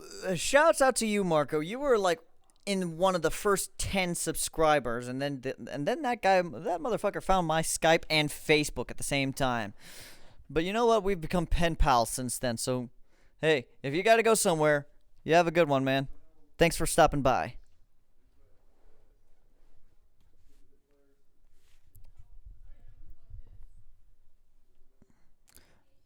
Am I going to look for voice actors? I am, as a matter of fact. But that once again goes to the issue of consistency with my own schedule as well as whoever I might try to collaborate with. Also, please don't forget to use the @IamRiffley.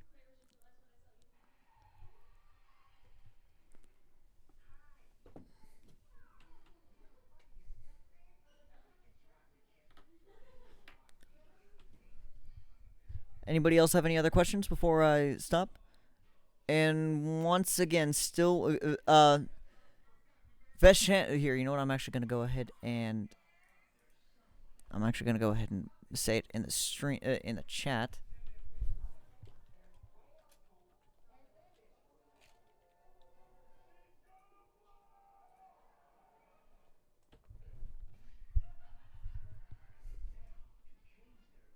Well, I mean, well, what are you looking forward to then with the Grush, real quick? If even if I were to read those, what are you looking forward to? Are you looking for some kind of a shock humor with me? Because trust me, I've read and probably drawn far worse. Let's see.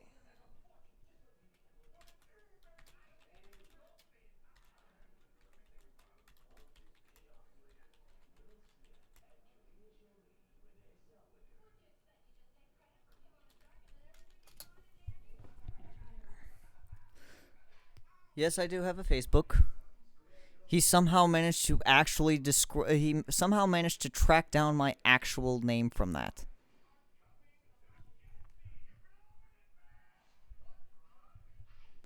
Let's see. Only as much as I can carry.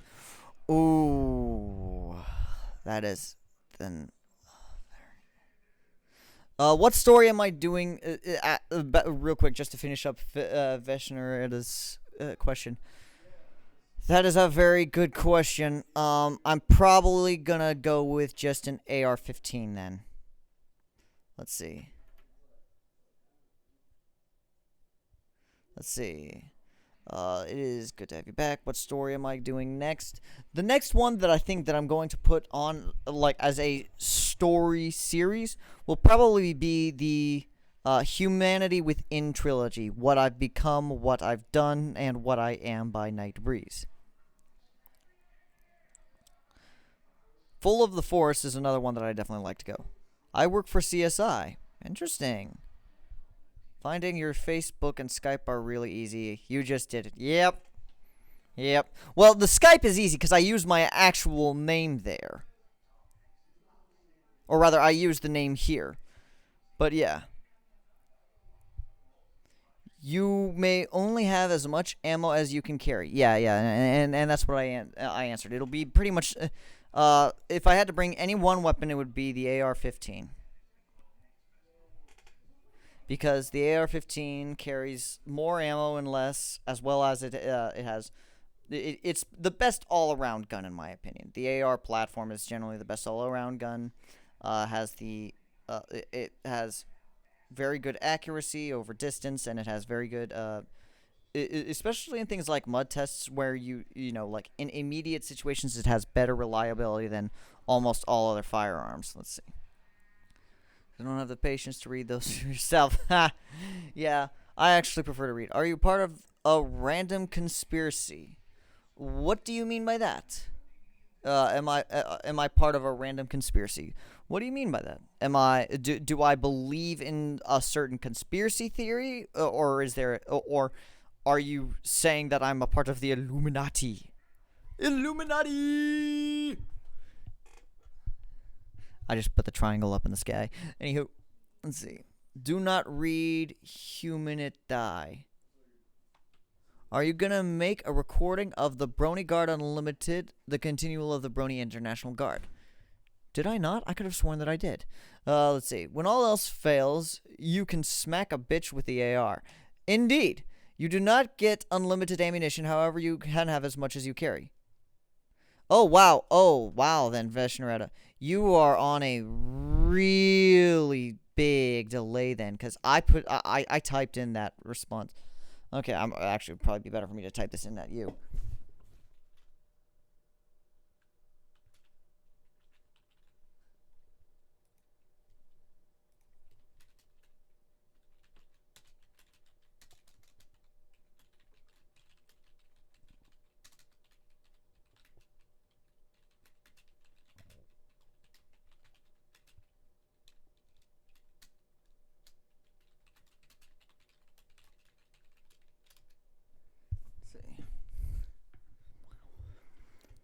Let's see.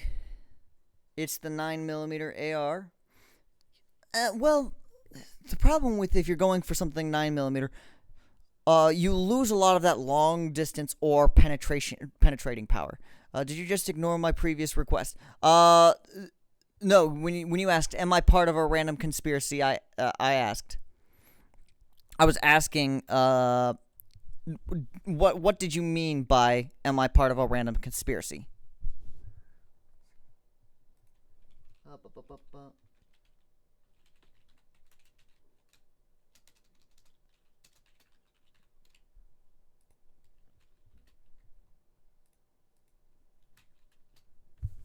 Oh, you want me to use a heavy, lusty French accent for something? Is that what you wanted?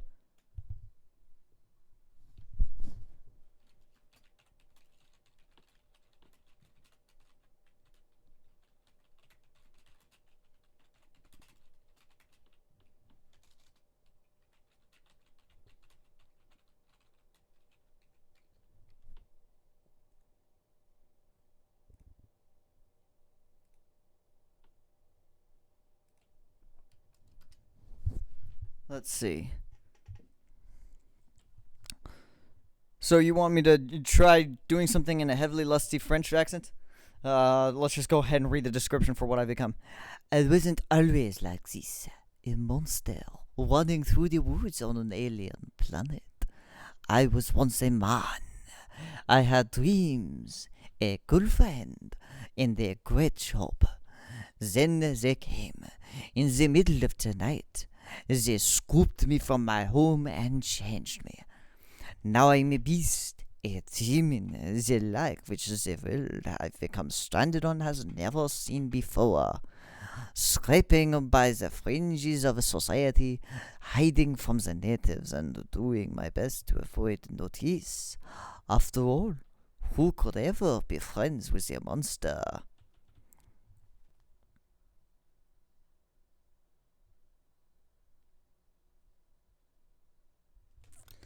Let's see.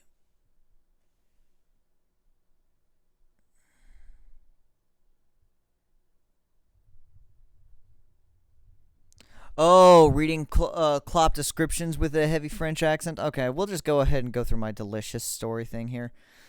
This is my let's see. This is my Klopp thing. So let's see what's a good one that might.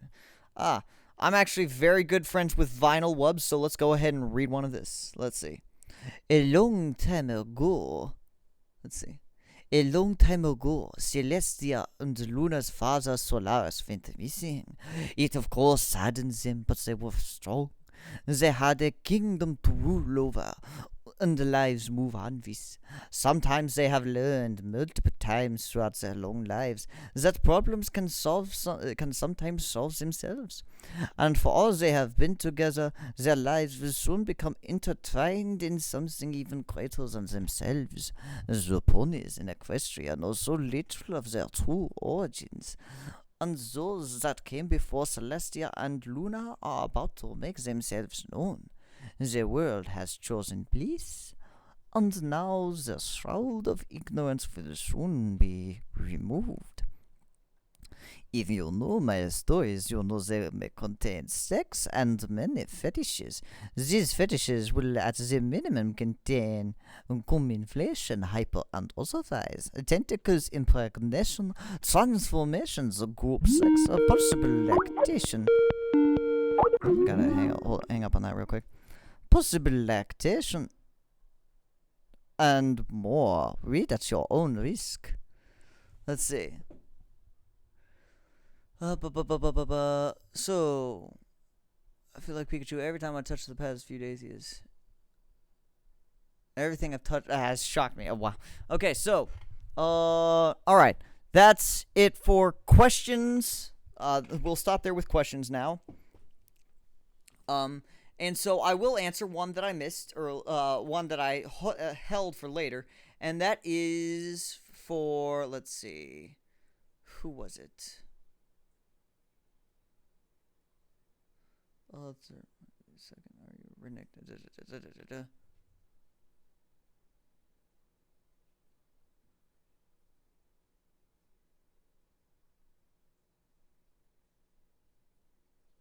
Where was it? Certainly don't.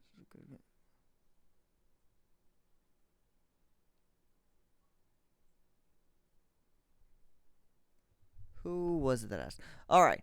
Released Flyer 32 Griffin. What is the story behind your OC? So, my original character, Luke's Volans here, was once a pony. Unlike Discord, he is not a true Draconicus. You'll notice he is, at the very least, symmetrical, even though he does contain different limbs for each body part. But he's symmetrical. He was once a pony, and then basically, due to shorthand, a chaos mumbo-jumbo storm, he got struck by a chaos lightning bolt. Bam!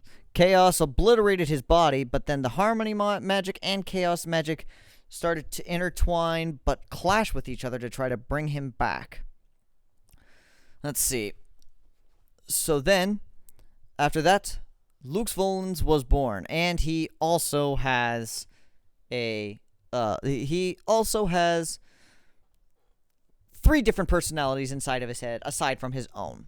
He has Luke's, Nenya, a former Russian Spetsnaz operative, Selber, a crazy German scientist, and Thami, a drunk Scotsman. So for the past 300 or so years, he has been living his life trying to hide amongst the ponies. What about the Griffin, or Falling Feathers, as it is called, were you going to read from the newer chapters? Nothing today. Oh, right. I'm not doing a window capture. I'm not doing a screen capture. I'm sorry. Let's see. I need a display capture. Where is it? Display capture. There it is. Sorry about that.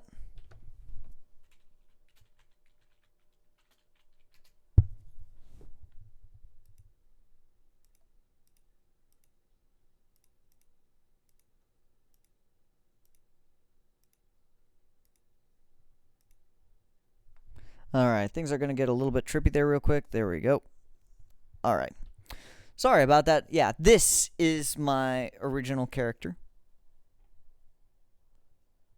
His name is Luke's Volans. Once again, sorry about that. I completely forgot that was not the way that was working.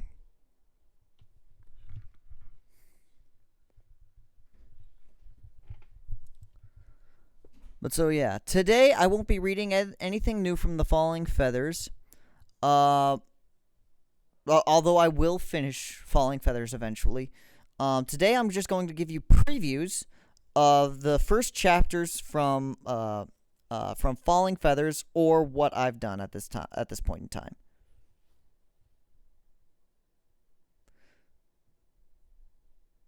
Hey, that's pretty good.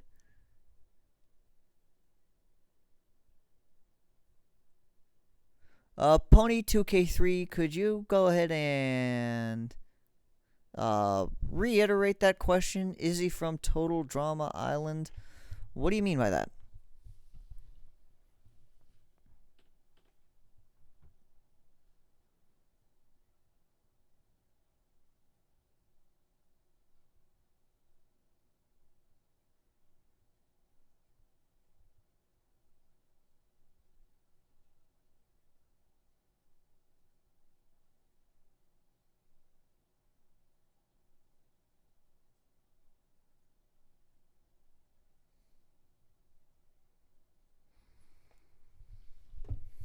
Could you elaborate on that, Pony 2003? Because I'm not seeing what you got. I'm not sure if you guys even got that.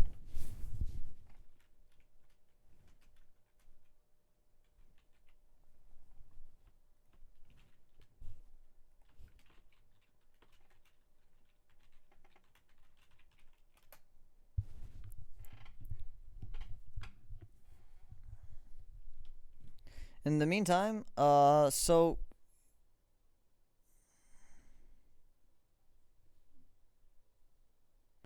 So yeah.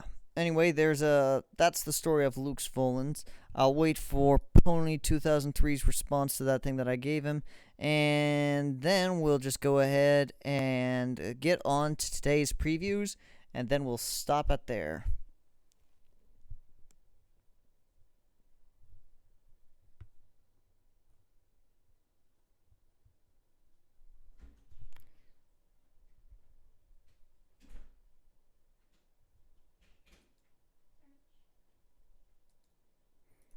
Alright, just read.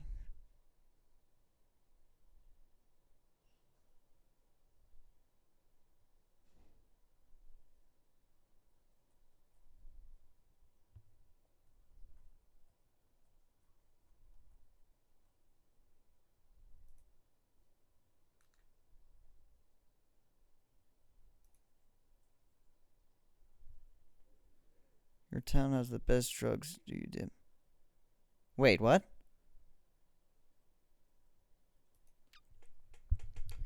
I don't do any drugs, actually. I just the occasional drink of alcohol and the occasional smoke with a tobacco pipe. That's really all that I do.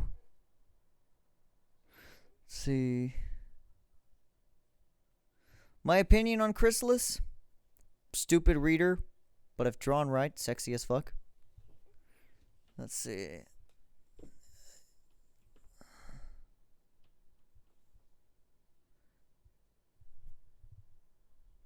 It's a character that has multiple personalities. I don't know the character, so I wouldn't be able to actually say so. Anywho, so yeah. Alright.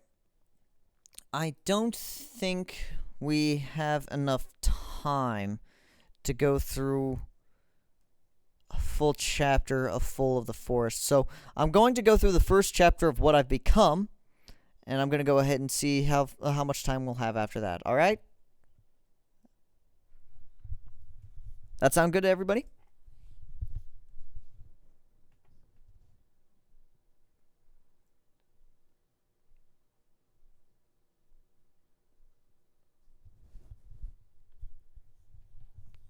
Yes, I did read chapter 1 of Falling Feathers.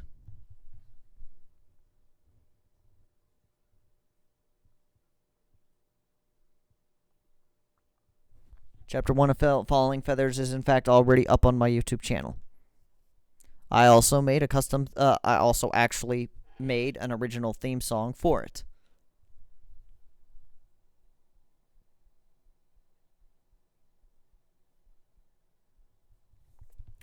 Alright then.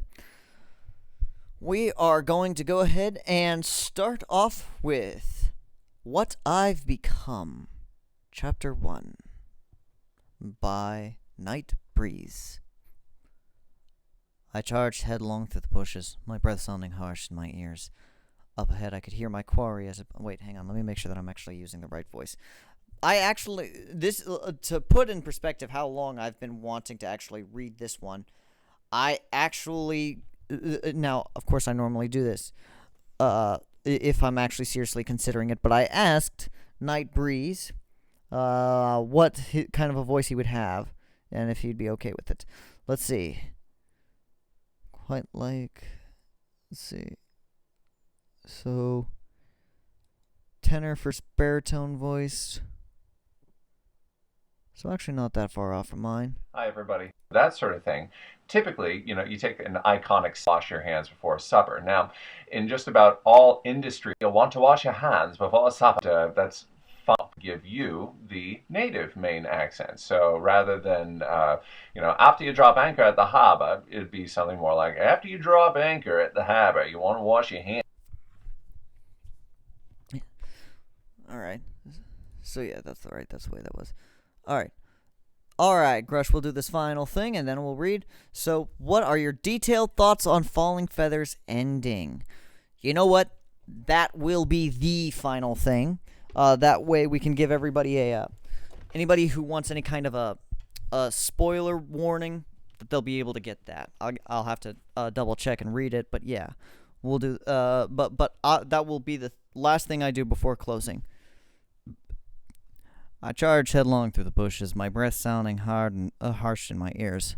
Up ahead, I could hear my quarry as it bounded through the underbrush, its frightened squealing causing an uproar through the forest ahead of it. Honestly, I couldn't blame the poor animal for wanting to put such a distance as possible between the two of us. But I had needs too. Guys gotta eat after all. I burst out of the underbrush into a clearing, blood pumping in my ears, the beast screaming in my brain. All that existed right at the moment was me and the 200-pound sow making for a break for the other side of the clearing. It was fast. Real fast. Luckily for me, I was much, much faster. With one mighty leap, I landed on the poor animal, spearing it with my long, sharp talons. Unfortunately, I had missed its heart, so the poor thing was still struggling underneath my powerful, gruesome frame. I'm no sadist, so I ended its suffering with one swift stroke of my claw to its neck, killing it instantly. With a simple muscle twitch, I sheathed my foot-long claws back in my fingers. I shivered a bit as the blades moved up to my hands and into my forearms, the feeling still unpleasant, even after all this time. How long has it been? Months? Years? I thought morosely to myself. My dark thoughts were interrupted, and my sharp ears picked up the sound of a snapping twig. My head quickly turned at the sound, allowing me to see something that had made my blood run cold.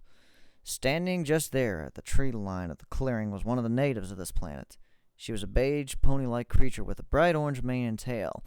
On each of her flanks was a tattoo of a bushel of carrots, and on her face was an expression of abject terror. Oh, crap baskets, I thought to myself as the orange pony turned and started to run. Carrot was fuming. That stallion is so infuriating, she thought as she stomped her way through the whitetail woods.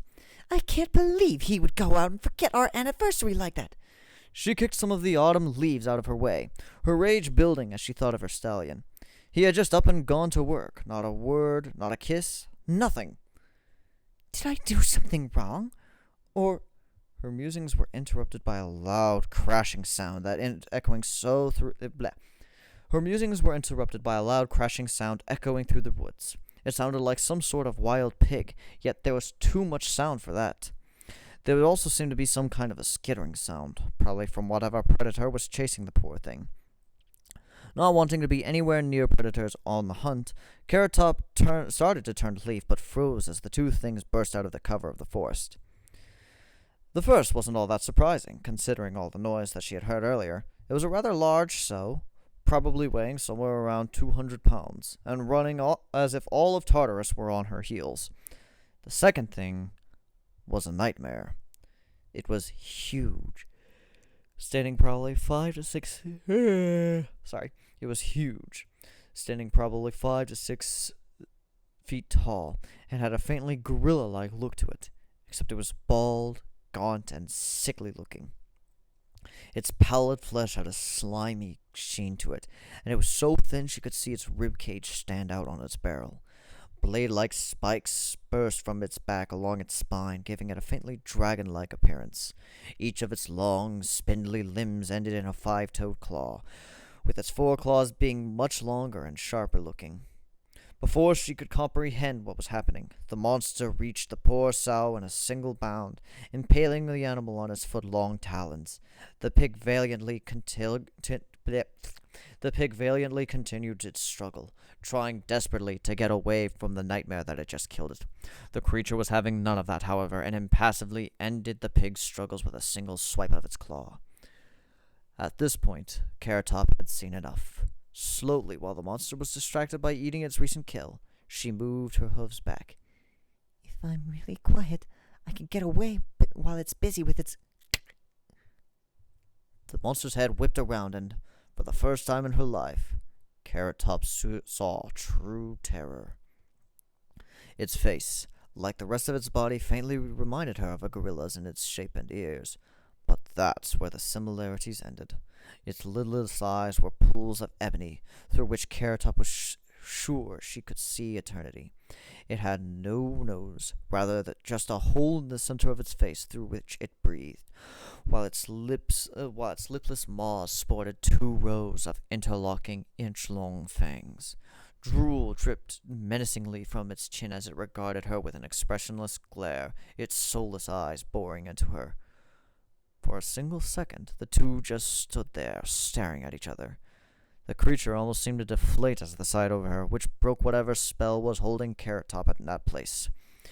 In a flash, Carrot Top turned and ran, determined to put as much distance as possible between herself and the nightmare. Her flight was ended before it even began, however, when she ran headlong into the trunk of the tree that stood directly behind her. She felt a blinding pain, then remembered no more. I would have winced if I had the facial structure to do so. The poor mare had taken one look at my ugly mug and wisely decided to make a hasty retreat. Luckily for her, however, she had failed to notice the tree that had stealthily spent the past 70 to 80 years growing in the exact spot where it could conk some poor soul attempting to flee from an alien monster.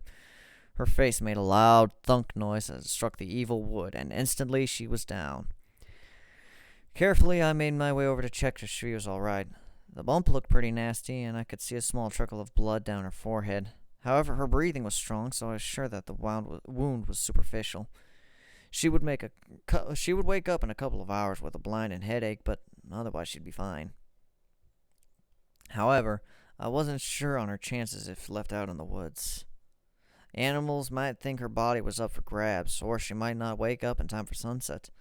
Plus, her injury was kind of my fault. Well, mostly it was the tree's fault, but I couldn't exactly force the unmoving wood to pick her up and take her home. I knew that it was up to me to make sure she got to safety. Sighing slightly to myself, I bent down and gently picked up the poor mare. So help me, if I get chased by an angry mob for this, I'm gonna kill you, tree. I thought vindictively at the offending plant growth. The tree, unable to hear my vehement oath of vengeance, just continued to stand there, smugly pleased that its 70-year evil plan has finally seen fruition. Sometimes it really sucks to be the bad guy. Sometimes it really sucks to be the good guy, I thought to myself. Alright, and that is the first chapter, everybody, of What I've Become. And that's where we'll be stopping the reading for today. Before I fully cut off, though, everybody, so everybody, now is the time that you can thoroughly cut out, especially if you have not read all of Falling Feathers, because now I'm going to be doing a little bit of a spoiler cast talking about my opinions on it, as well as my feelings for specifically the way that it ended.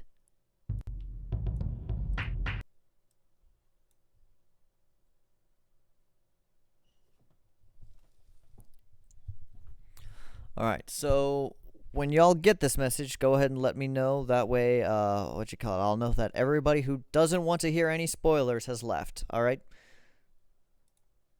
So I will give everybody until it is currently 1904, 45, 46. So it's pretty much 19705.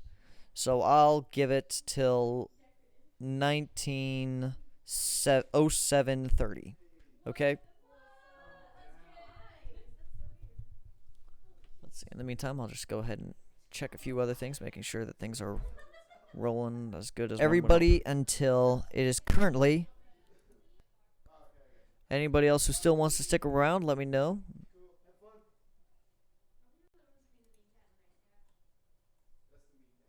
What's real edgy, Grush?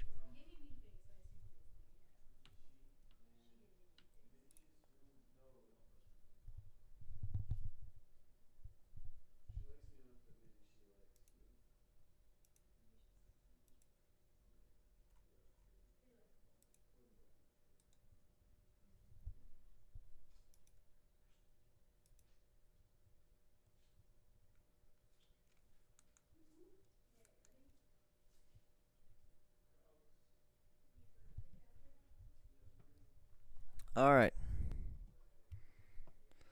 Do.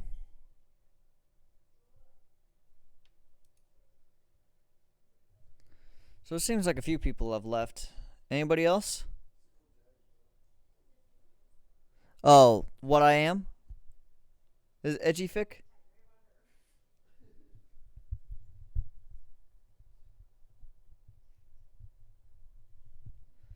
Which fic? Falling feathers or what I've become?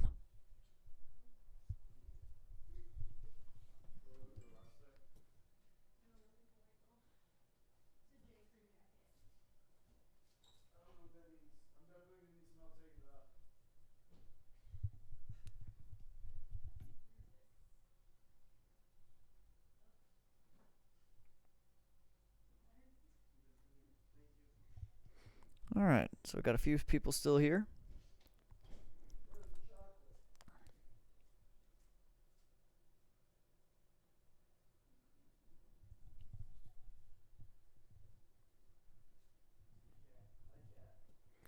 In the meantime, I'm also going to go ahead and read the last couple of chapters, give myself a little bit of a refresher. Because in shorthand, I'll remember that, alright.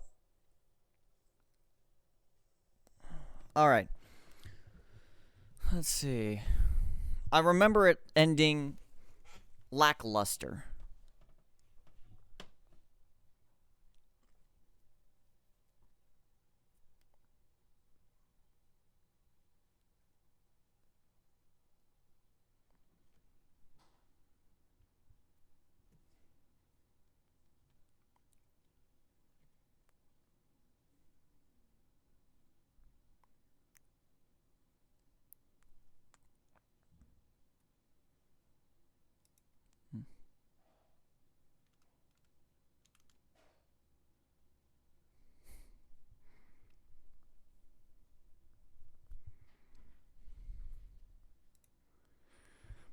Yeah, let's see.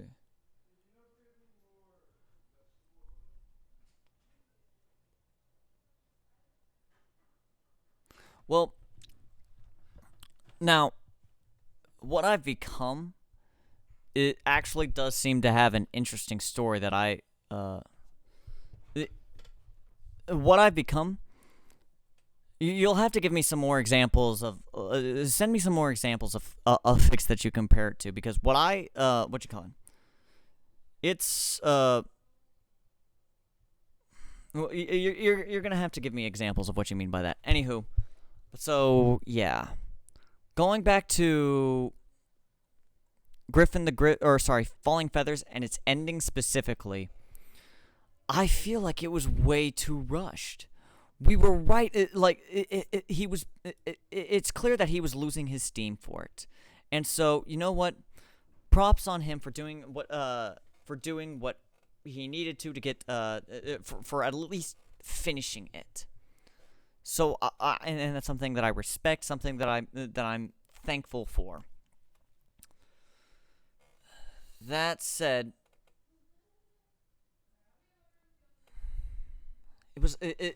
there were so many things right there at the end that he was building up towards that just didn't have any payoff. The Royal Mockery series with, you know, the Coatl, were they Coatls or Nagas? I can't remember. Let's see.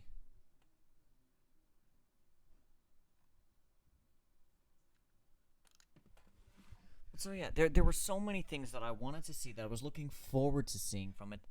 Oops, I'm holding it backwards. So many things that I was looking forward to it, that I wanted to see, that I wanted to see more of, that just never panned out, never really went anywhere, and I was so disappointed by that. Were the Coatl? And so,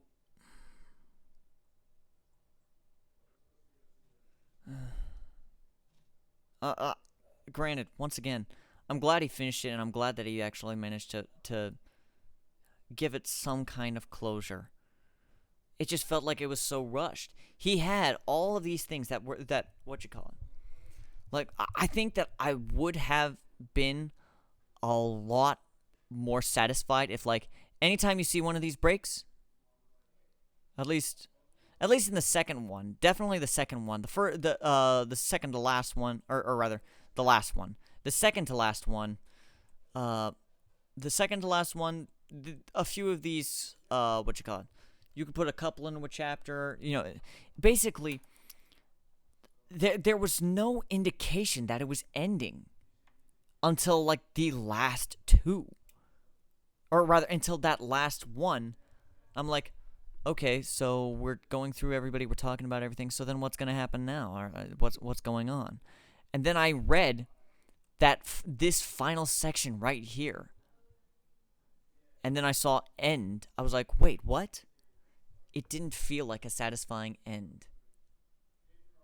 Yes, Tide Pod Chan, I very much agree with that. Too many people don't finish at all, so he at least did that.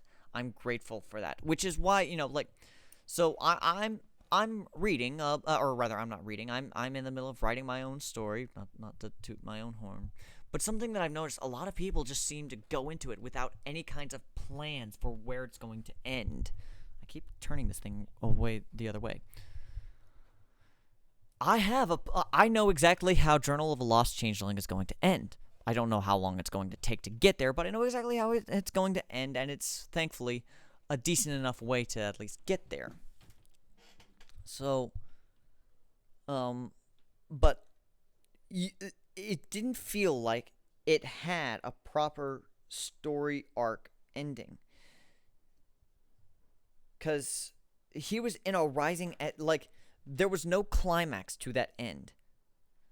There was the rising, he was doing more rising action with that whole royal mockery, section and story arc. And there was no climax.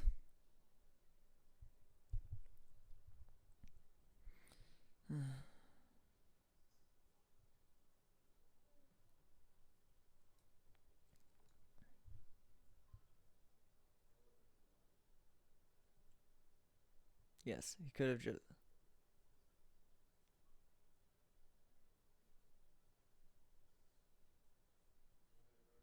Definitely deserves respect, though he could have thought of a big fun. Now that is true. He what you call it?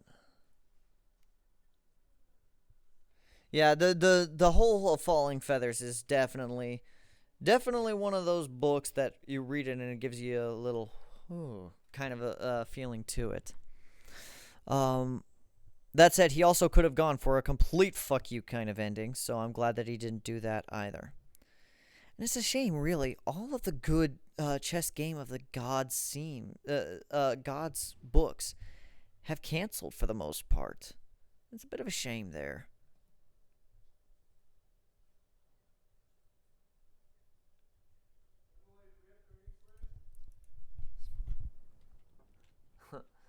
Poor Poor Vesh, the spoiler cast pretty much just ended.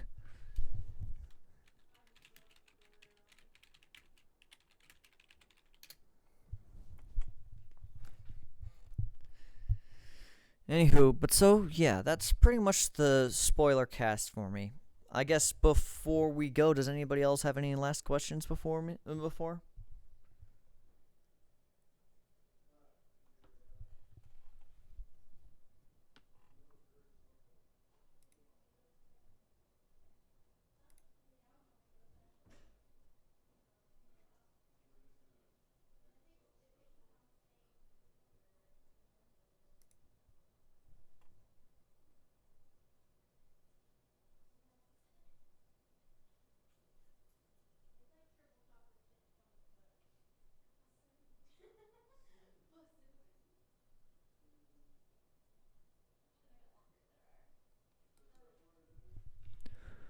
It'd be pretty fitting if we play the Animal Crossing the Roost theme in remembrance. One chapter during. Oh, what one chapter?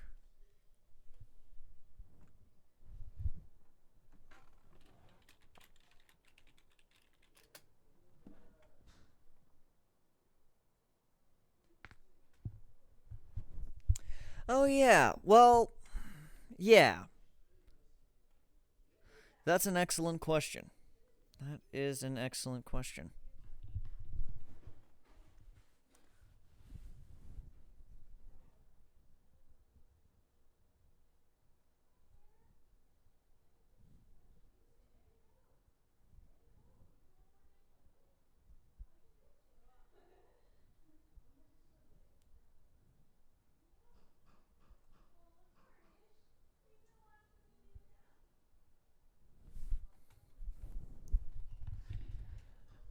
Thanks, Jonas.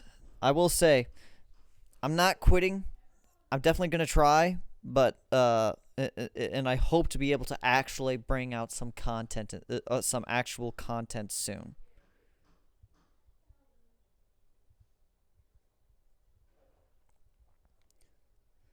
So then, I guess with that, we'll go ahead and end here. Thank you very much, everybody. Thank you for coming. Thank you for being such loyal subscribers for as long as you guys have. And I look forward to coming back to you, and I'll see you all when next we read.